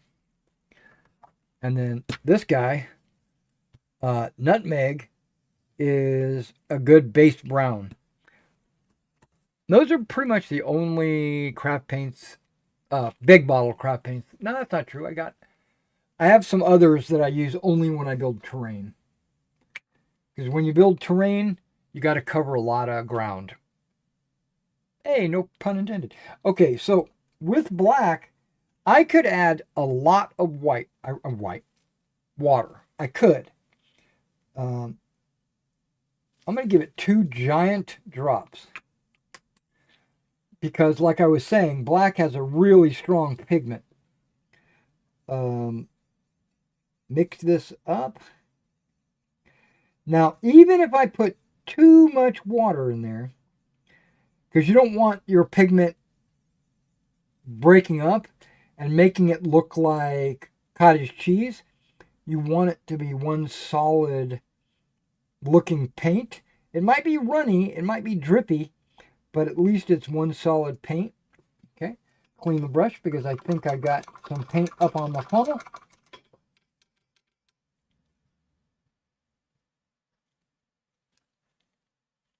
No biggie. Oh, I can't see anything, so switching glasses.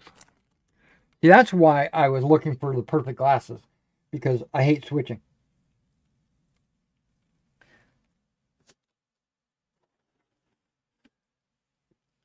Now, FYI, if you didn't know, these Prussians are actually on a commission for Joseph.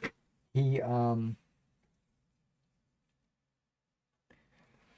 plays a game called something Emperor's New Groove. Emperor's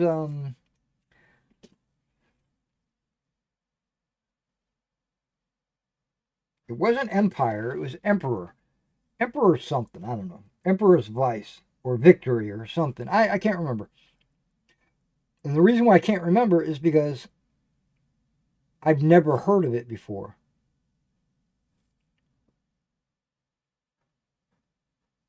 Okay, but my point is, I'm painting on top of. Well, my point. Let me back up a little bit. I'm painting on top of a spray medium gray, right? Because none of these were actually painted gray. The uniforms was painted gray with the ash gray, but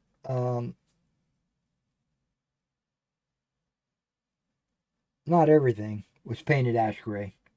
I didn't, you know, completely coat these models.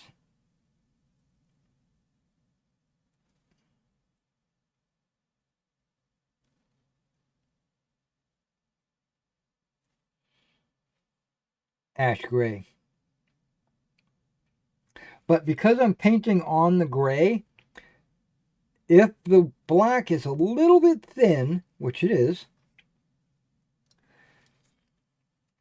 it's going to look a lot like somebody went through and actually highlighted all the raised areas. Because a little bit of the gray is shining through on the raised areas.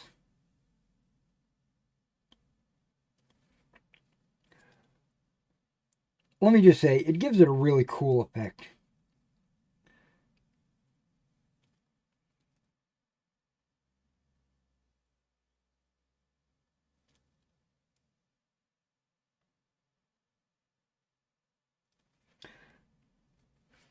It is black. And when I eventually do put a wash on there, it's going to make it double impressive.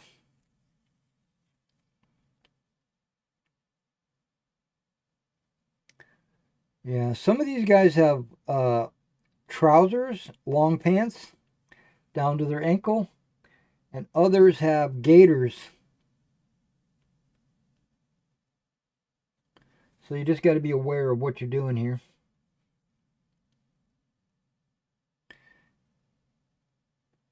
Now, on this gentleman's models, and this is like a goal I have set for myself. I want to do at least one color a day.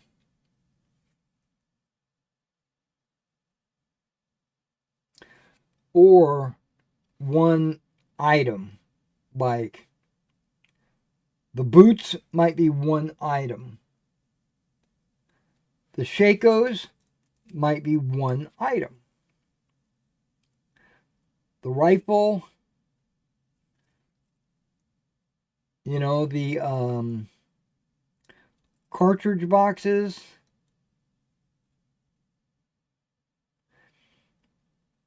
As long as I do one item a day, I'm making progress. And if there is 20 items that I got to paint, like so far it's been pants, jacket, boots and gaiters, I'll count that as one. Face, blue jacket, the horse,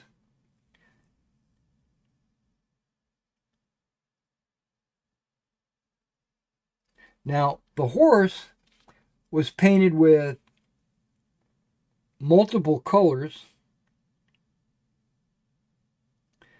to give it a really cool blended look.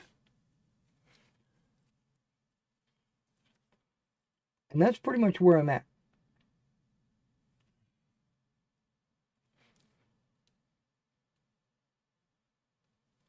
I don't want to paint too many items a day. I don't want my eyes to get tired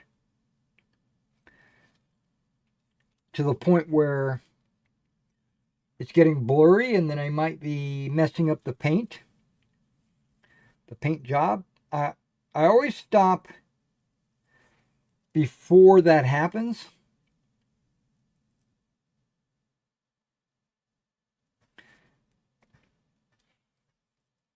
So the figures are not affected by it. But I will say, personally, I have gone that far. There have been times when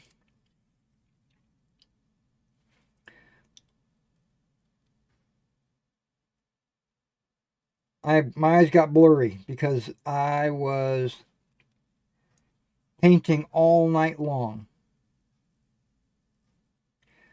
When I was younger, I ran this spearhead campaign, World War II, 6mm.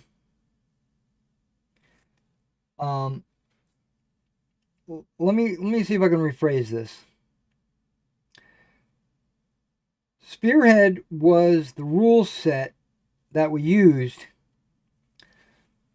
but the campaign was actually a command decision campaign.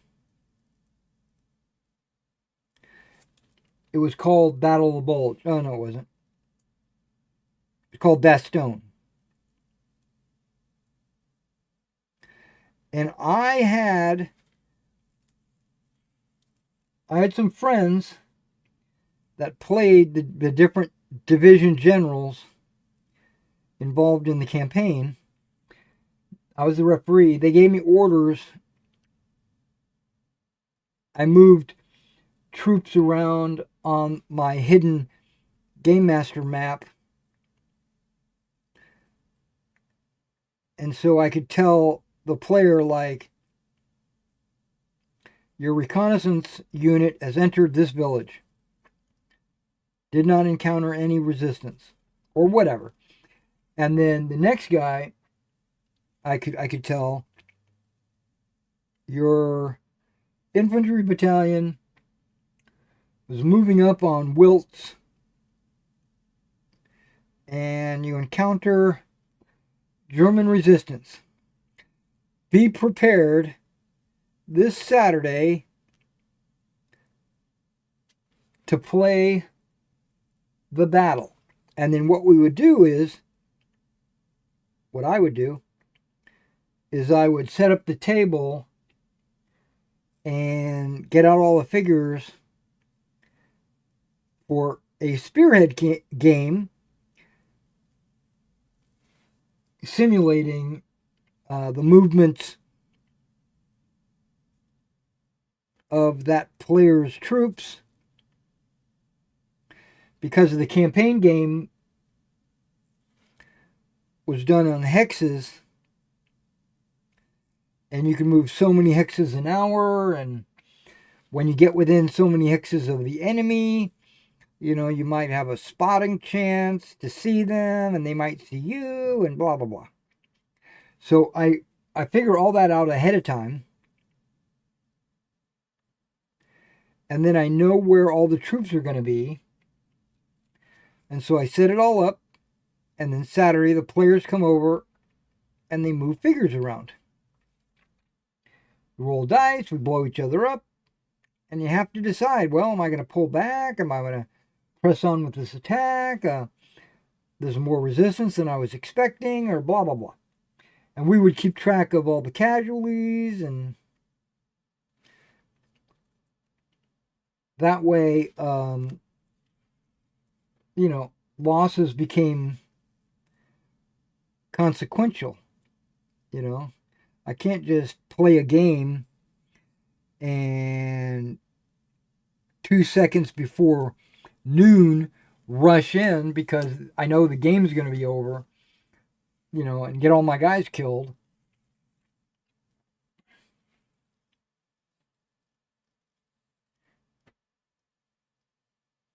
because they would be dead and you won't get to use them in the next battle or ever. And so I'm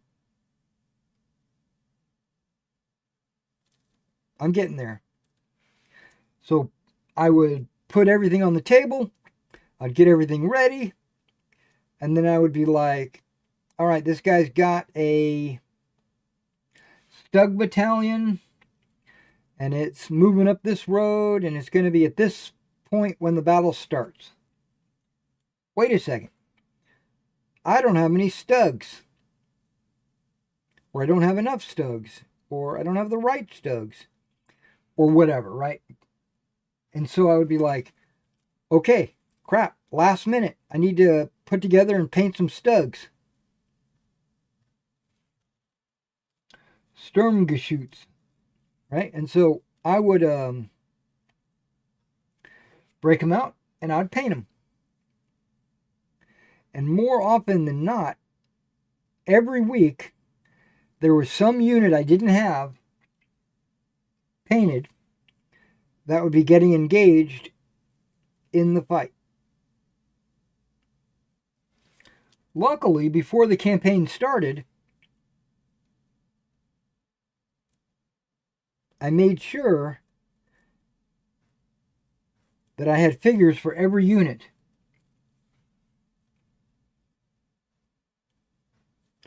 And like,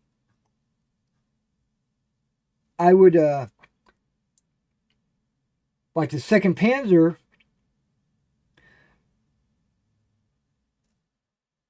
would have, let's just use this as an example, a Panther battalion attacking a town, let's call it Clairvaux.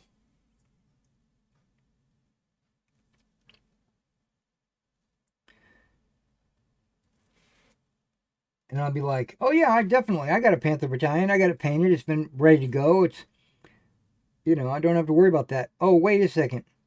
The Panzer Lehr battalion is going to be coming down this road like 2 hours after the battle starts.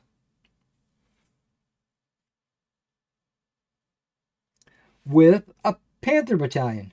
And I would say to myself, oh crap, I've only got 1 Panther battalion painted. So then I'd dig out my Panthers and I'd get to painting. And that happened pretty much every week. Maybe not every week. Maybe some weeks. But my point is, there has been nights that I would stay up late ensuring that all the figures were painted ready for the game. There was a time that I played Waterloo at a convention, NashCon to be precise.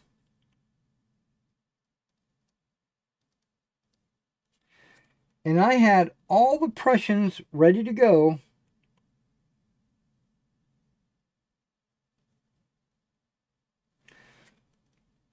But I had only painted them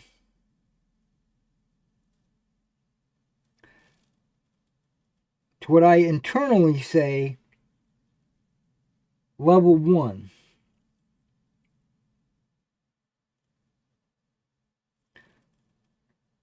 In my own personal collection, I will paint figures for the tabletop. And then later, I'll pull those very same figures out, maybe a year later. Who knows? And I would take them to level 2. I'd go through and make sure I hit all the minor details and make sure all the things that I wanted to have painted, or fix any mistakes that I might have made, or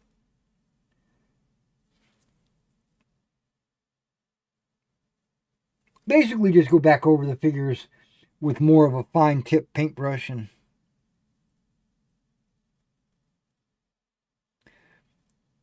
some people call it museum quality. I don't think I'm that good, but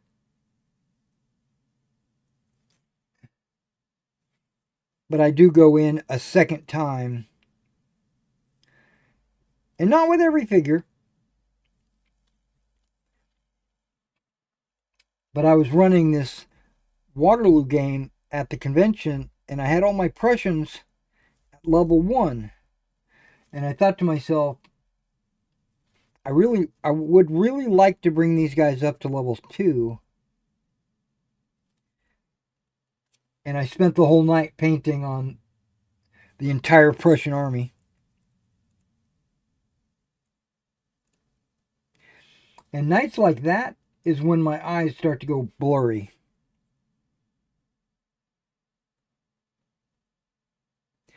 I'd be like, oh my gosh, I'm seeing double.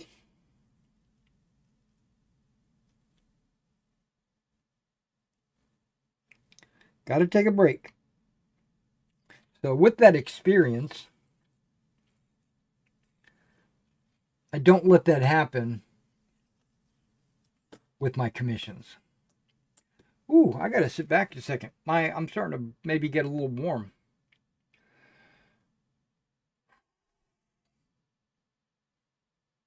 All this talking.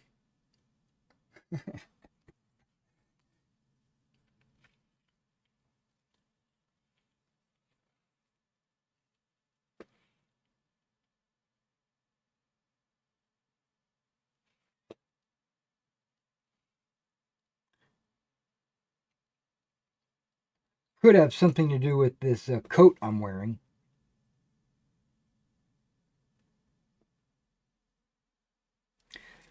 I own a bunch of coats. I even have a leather jacket.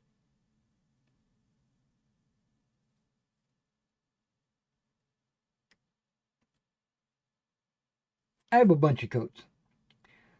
But this coat, I even have like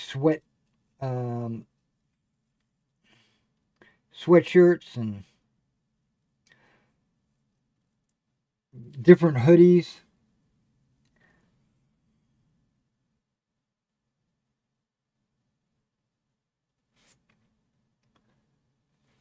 But I went out deliberately last winter to find a jacket that was warm.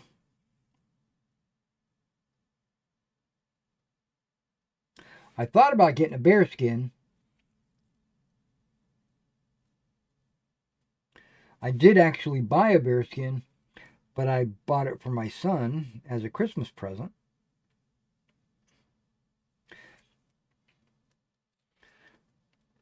But for myself, I went looking for a jacket that's got fleece, or, like wool fleece. And I found this one. And I said, okay, that's what I'm looking for. I don't know if it's any good, but that's what I'm looking for.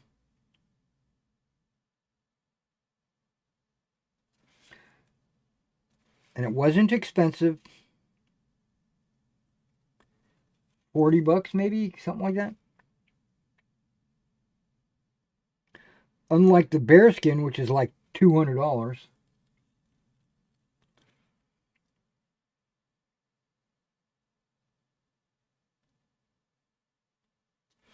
So I got this in, and I wear it every day.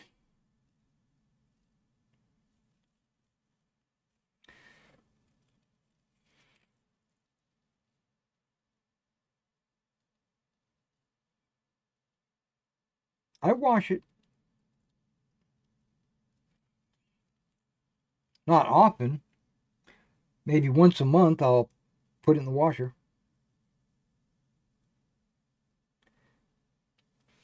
But I'll wear a hoodie, not a hoodie, a sweatshirt, And that's okay, but it's not warm enough for me.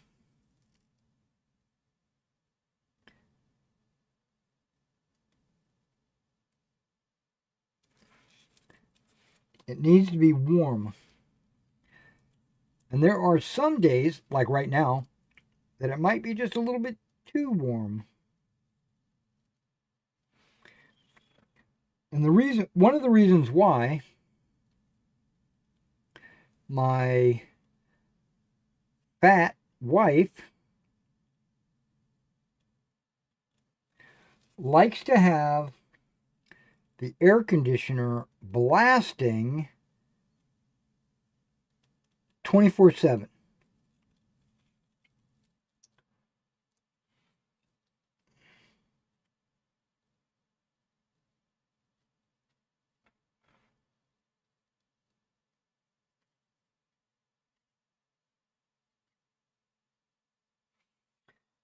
And it gets really cold in this house, especially late at night.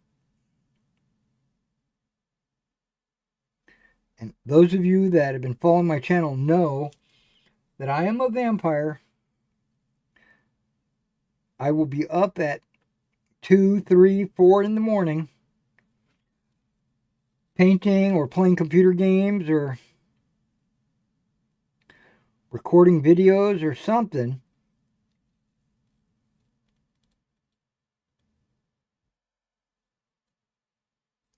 And part of the reason why I'm up so late, the main reason why I'm up so late, is that everyone else is asleep. And I want a quiet house when I'm doing my videos.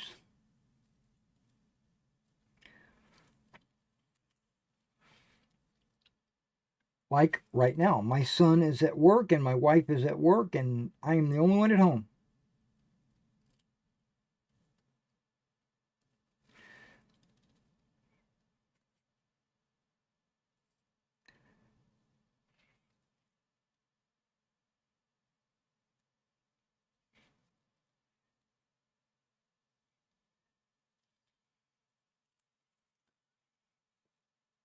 That way the washing machine's not running, there's not music playing in the background or the TV or the microwave or... Okay, I'm starting to see now that I'm making mistakes.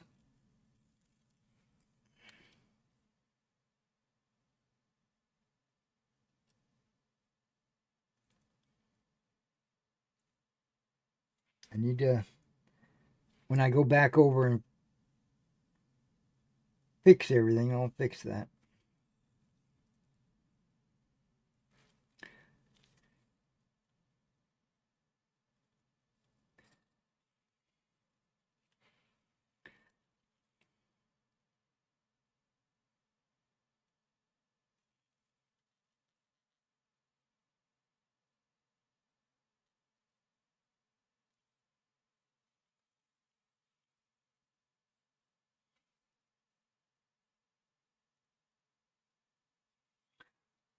Plus, my stomach is telling me it's time to eat.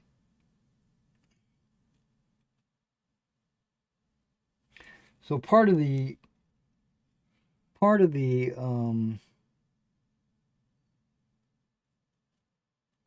stopping, I usually stop right around noon. Sometimes I'll start at 11 and finish at 1. Today I started at 9, and so I'll finish at 11. A couple hours is about all I can take at one sitting. I'll come back later and continue to finish. But I'm definitely going to do all their boots and gaiters. I'm not going to quit until those are done.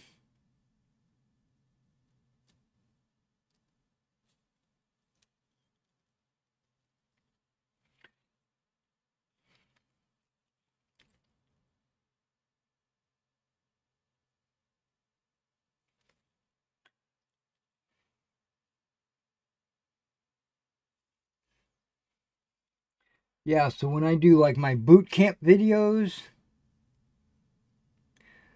or my playthrough videos or whatever, it's always like after midnight.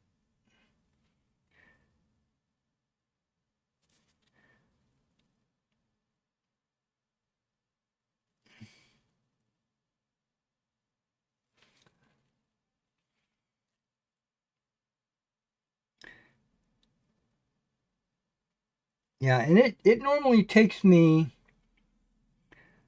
a half hour to an hour to get ready for a boot camp video. Because what I'll do is I will refresh myself with the rules. So I'll read ahead a little bit, kind of glance, just look at the chapter and stuff. Just make sure I remember what we're talking about, that kind of stuff. And then I will set up a little scene on the table to give viewers something to look at while I talk about the rules. And then if there's anything that needs to be kind of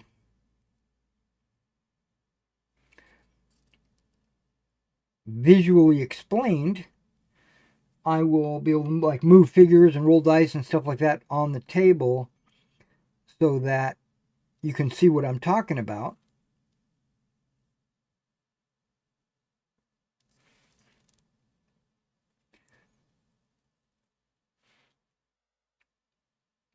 So getting all that ready takes about an hour or so.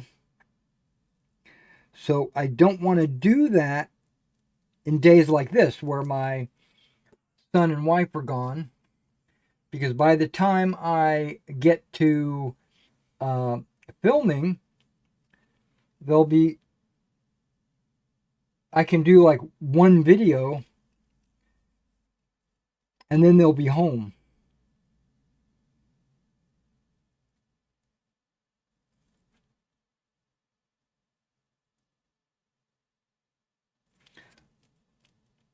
And then I would have to pack everything up, put it all away.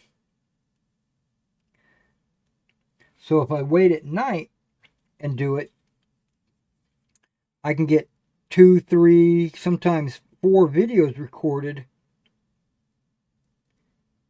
before everybody starts waking up.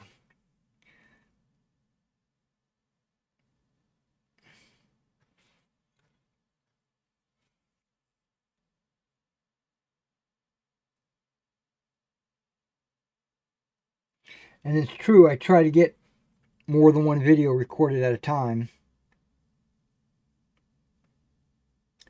Mainly just to avoid the setup and teardown process.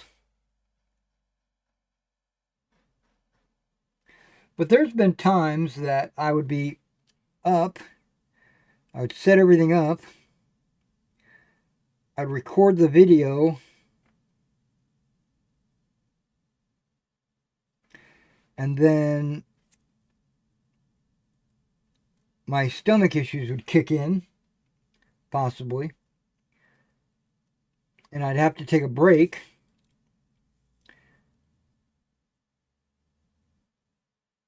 And then never get back to it.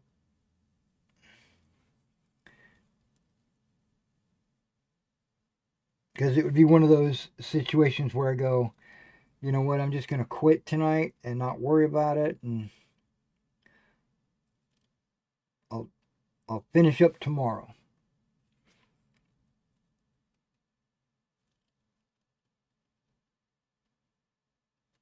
There's even been times where I would record a video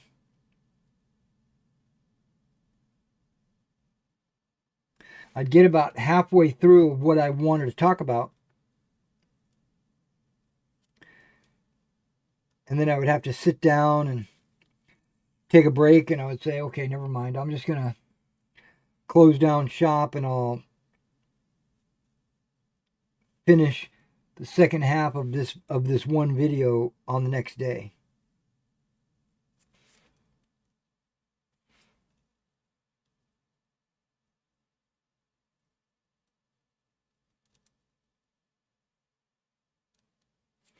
I don't know. I'm just talking while I'm painting. I don't really have any topic to really talk about. I'm just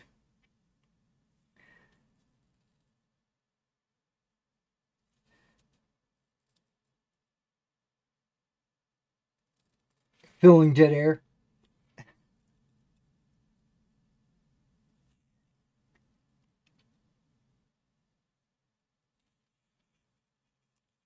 You know how it is.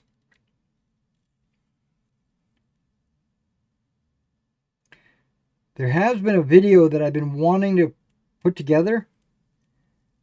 I want to write a script for it and actually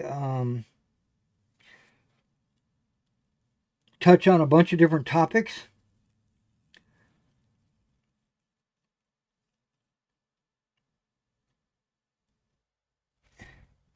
And it's about Superman, the movie that just came out. Woo! I almost made a mistake there. Well, luckily we're almost done with these guys. With their boots, that is. Superman, the movie. I really, really, really, really enjoyed that movie.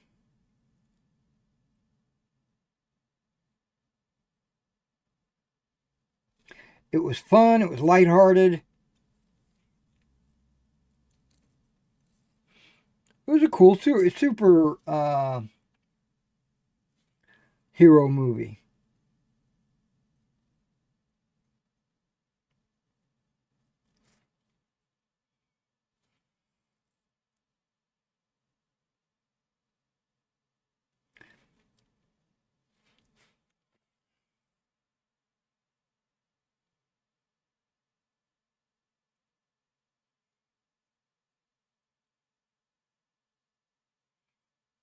Okay, I'm painting the Sergeant's Pike head black.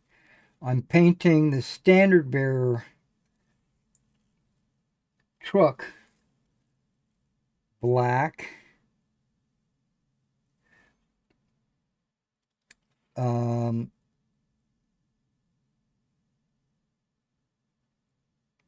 this one officer had his sword out, extended, painting it black.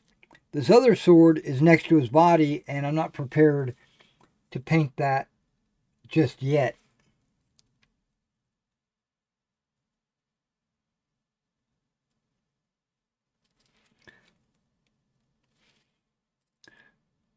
Okay, well, maybe I'll paint it. Maybe I'll paint it. The reason why I paint spearheads and swords and stuff like that black is because I'm planning on painting them metallic, any metallic color. And metallic goes on top of black. It looks the best.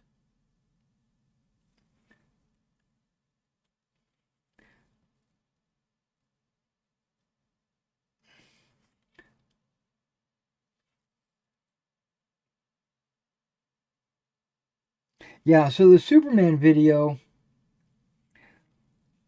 I have a weird take about that movie that I think will not be very popular with the left. So I want to have all my facts. I want to, but then again, facts don't care about their feelings. But personally, I would just like to have all the facts.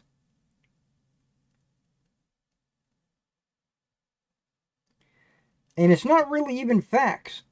It's really just feelings. So that's what we're going to talk about. We're going to talk about Superman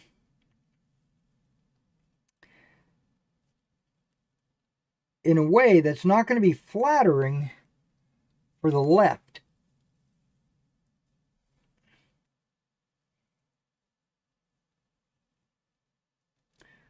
Let me explain. And you're very welcome to laugh at what I'm about to say. Superman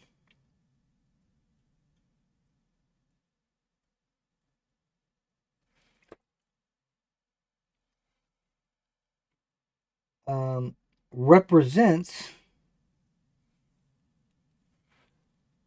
Trump.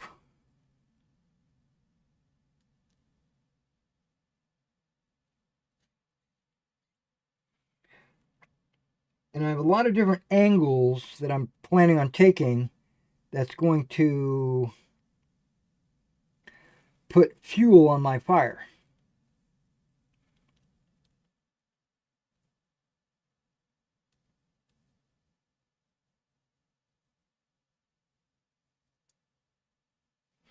One of them is very niche. He's loved by everyone, and I do mean everyone. And then the media spins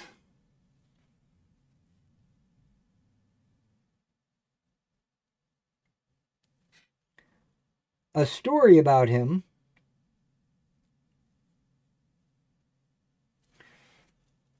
that gets the entire world, not really the entire world, but majority of the world, to now all of a sudden, overnight, hate him.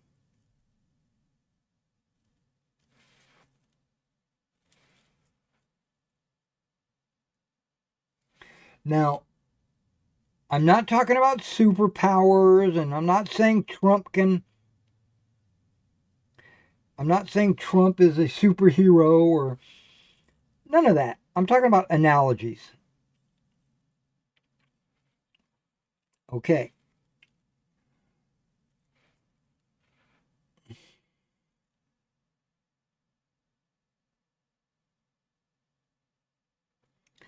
Lex, the Democratic Party,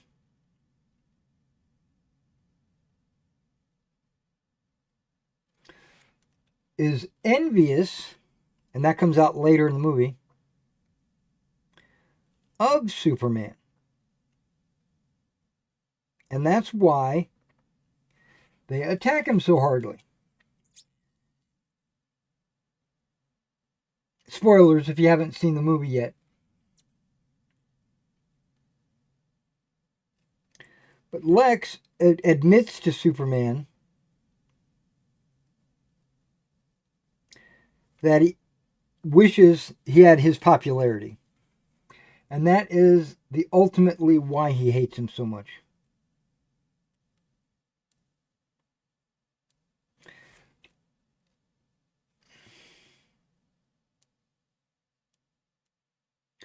And his blind hatred, and I say blind because he can't see his hand in front of his face. He says that Superman only wants to destroy the world. And Superman, i.e. Trump, doesn't understand why they would think that. He's like, I don't want to do that. I've never said I wanted to do that.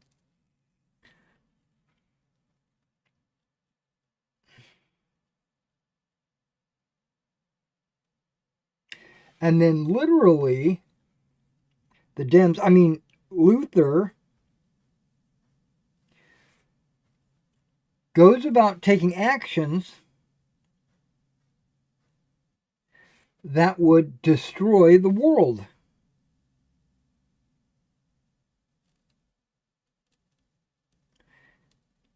So, as the saying goes, they are doing exactly what they claim you are doing. And that is exactly what the Dems, i.e. Luther Corps, is doing.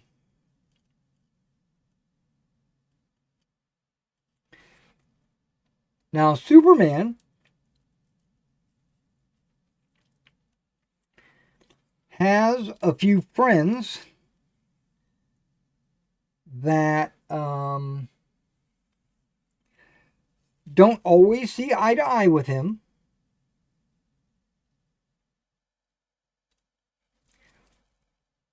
But they're on his side. You know, they hear him out. They listen to his rhetoric and try to explain himself why the Dems are constantly, I'm sorry, media is constantly trying to bash him. And his friends,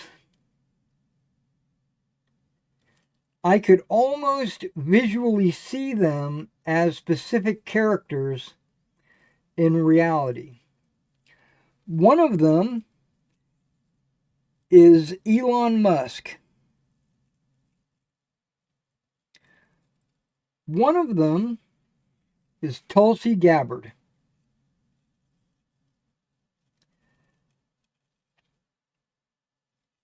And one of them is, I want to say J.D. Vance, but he might be, he could be Bongino, he could be, he's got a lot of features that could be a lot of these other personalities that support Trump.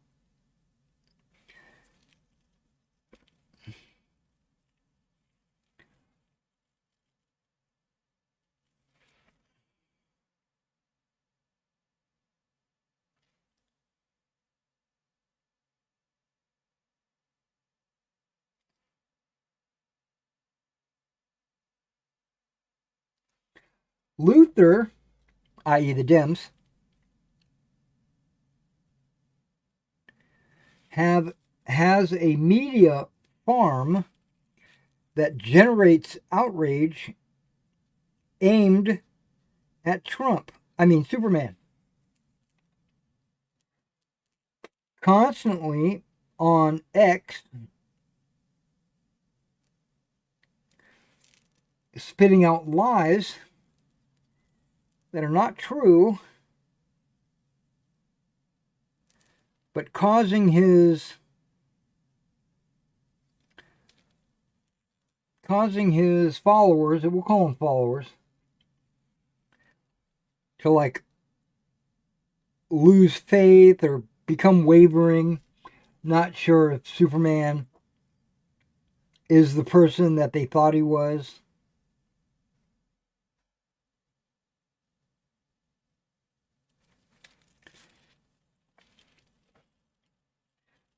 Just like the bot farms that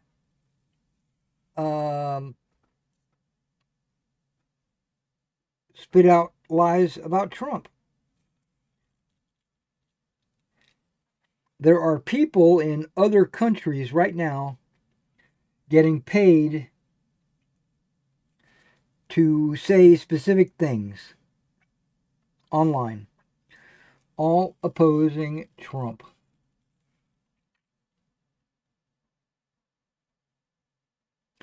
Okay, another big thing, there's a war. I don't know if you're familiar with Superman, but there is a war between two foreign countries.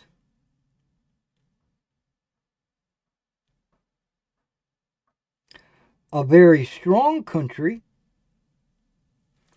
and a very weak country. The weak country has not really been our ally. Ukraine. The strong country has been our ally. Not close, not like best of friends or anything. Russia.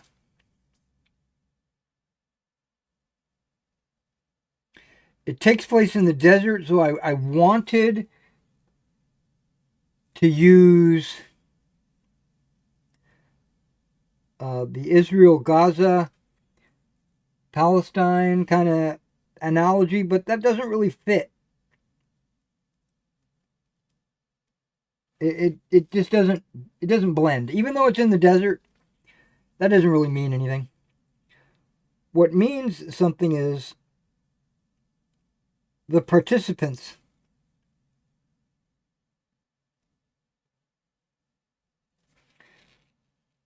The aggressor, the strong country, was actually encouraged to attack, i.e., the Democrats, telling Russia that they can attack Ukraine and we won't do anything about it.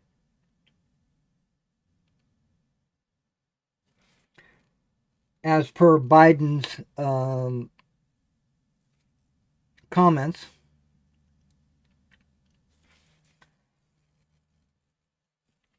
And then Superman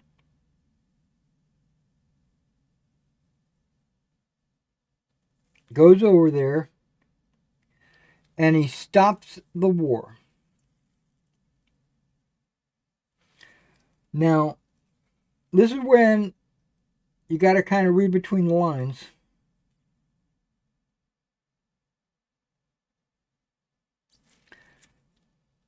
Trump wanted, when he got elected, to be able to wave a magic wand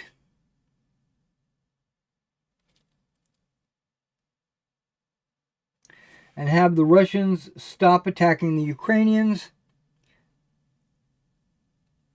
the war to stop, and here's the word: stop people from dying. So during the interview with Superman, Lois asks him, did you think about it? Did you talk to the president? Why did you do it? And his answer was, I did it because people were going to die. When he said that, that's when I immediately associated him with Trump. And then I started seeing the movie in that lens.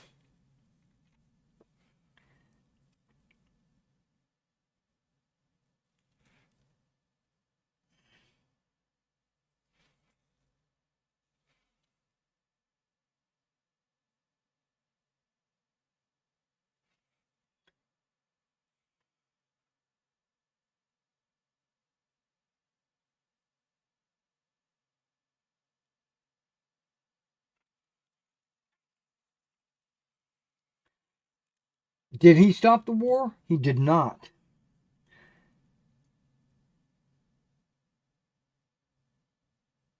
Did it continue? Yes. Who profited monetarily? The Dems. I mean, Lex.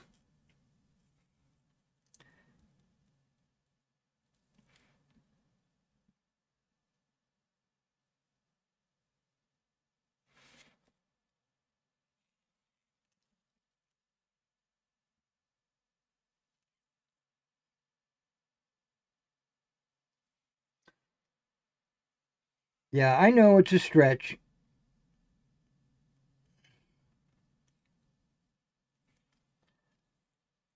But that's the way I felt that movie related to common or current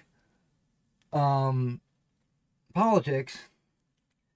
I was like, those guys are Ukraine and Russia, and these guys over here are the Democrats. And these guys over here are political prisoners. He had people locked up that did no crimes. He had a girlfriend that spoke bad about him in the press, and she was locked up. This was Lex.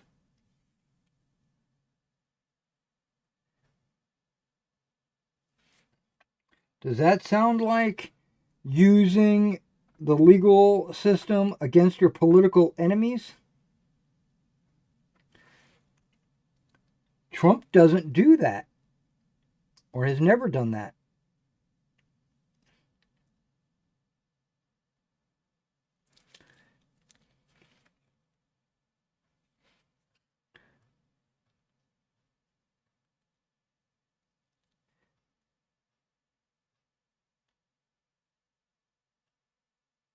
And the story about Superman being a immigrant to this world,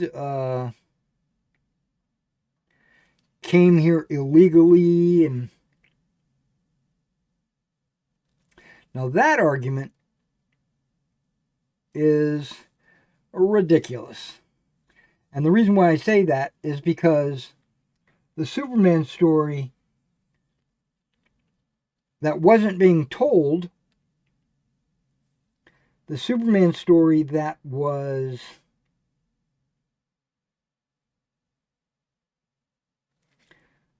common knowledge or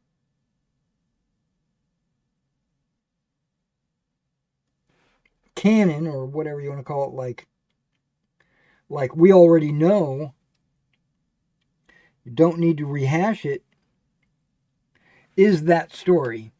So I don't consider that to be pertinent to what was going on.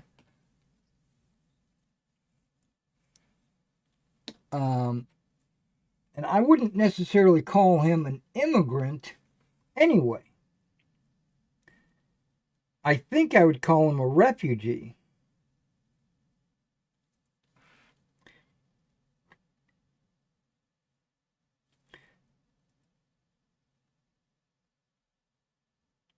Now, illegal or not, it's possible.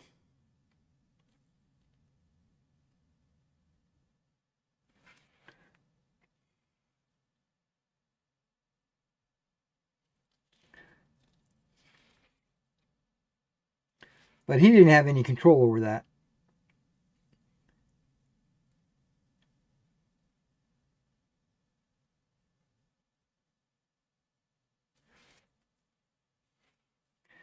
And they also told him flat out, you are not a citizen.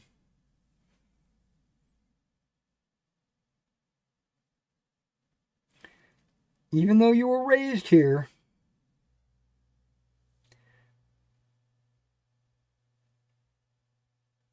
by Kansas parents, that doesn't make you a citizen.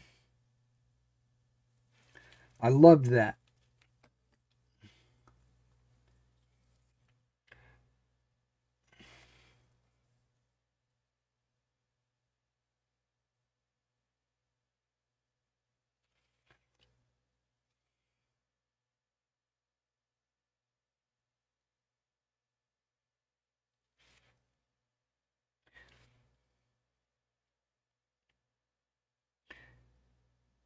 Now, I want to say something. I'm going to say it.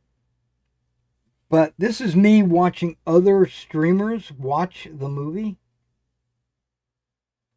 and give their reactions, because I like watching reaction videos.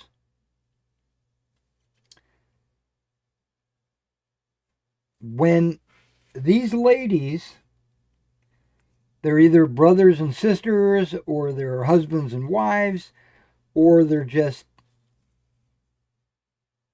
a female streamer, or whatever they are, they're women. And when the secret message is revealed, this might be another spoiler for you guys, But when the secret message is revealed that his parents sent him to this world to take as many wives as he could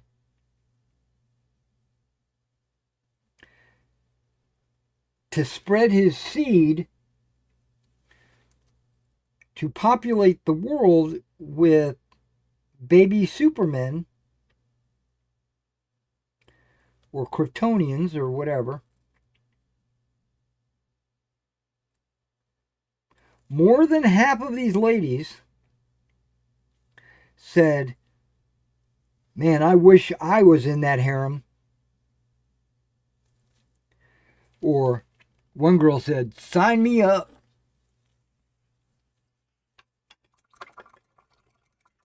That kind of was an eye-opener.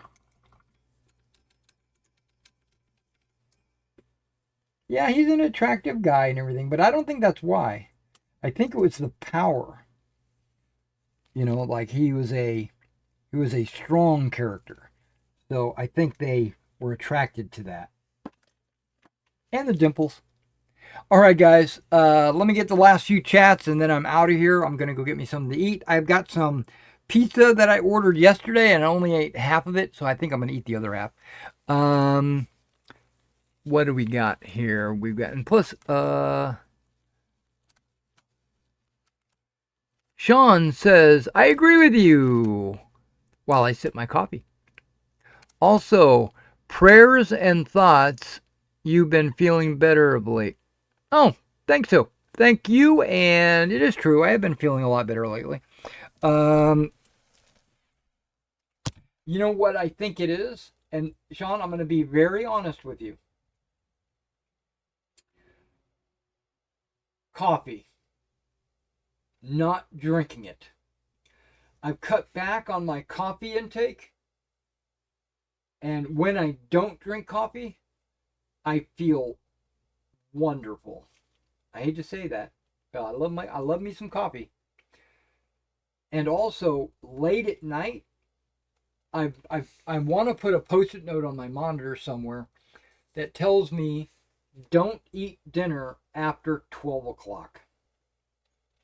Because I usually get up in the middle of the morning, right? I usually have like my breakfast around noon or so, like what I'm getting ready to have. And then my wife comes home, she cooks dinner, we have dinner, which is my second meal.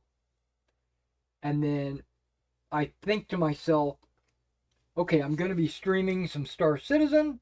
I'm going to record a video. We're going to do something or other or whatever we're going to do. Let me go ahead and knock something out real quick. I'll eat real fast, and then I'll try to jump online and start a game, and then all of a sudden my stomach goes growl, growl, growl. Like, don't eat this late at night. A snack? Okay. I'll eat snacks, crackers, something to get me through the night. And then after the stream, when we're done, then I'll go eat something. And usually, I'm good to go. But it's those nights that I go, well, it's 12 o'clock. Let me go ahead and eat something real quick. And what I also do is I force feed it like the military. I shove it down my throat so that I can get ready for the stream as soon as possible, because you know I'm working against the clock. And so I get online, and by then my stomach is just now digesting this stuff, and it's saying, oh, you got to go use the bathroom. And so I get up right there in the first 30 minutes of the live stream. So that sucks for the audience. So I'm just going to, you mark my words, I'm going to try not to eat anything before my live streams late at night. And I'm cutting back on my coffee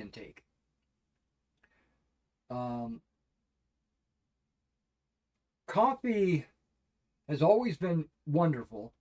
I love it. I love the flavor. I love the fact that it gives me a little bit of a boost energy wise. But lately, it hasn't really been giving me a boost energy wise, or not that I notice. It might. All it does, it goes completely through me and out the backside. And so,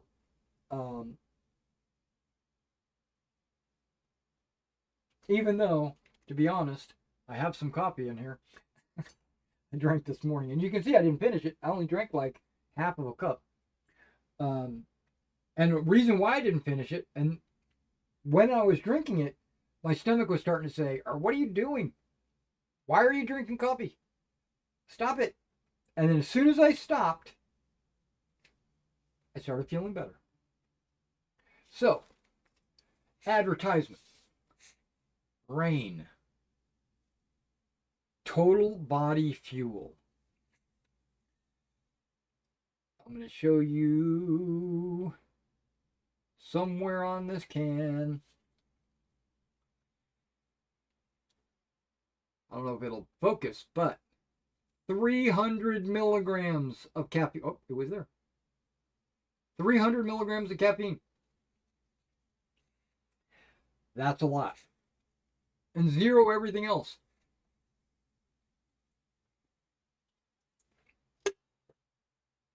Oh, it also says it right here in bolder print. Natural caffeine. What's the difference between natural caffeine and artificial caffeine? Increased concentration, reduced fatigue, vitamins, B, B3, B6, B12, and branched chain amino acids. I guess that's what that means. Branched chain amino acid aminos. So you get amino acids, whatever that means. It gives 3 electrolytes that I don't understand what the codes are. I guess I could look it up. Na, K, and Mg. Don't drink this if you're not 18 years old. There you go.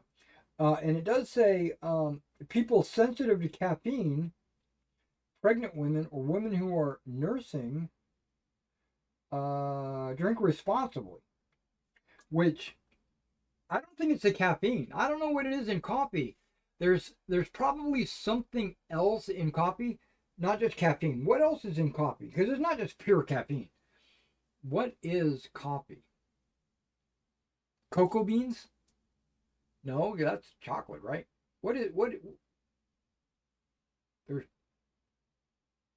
I don't even know what's in coffee. I'm an idiot. But there's something else in coffee. I don't know what that one thing is, but there's something else in coffee that interferes with my gut. And it's not caffeine, because I'll drink one of these and I will have no problems.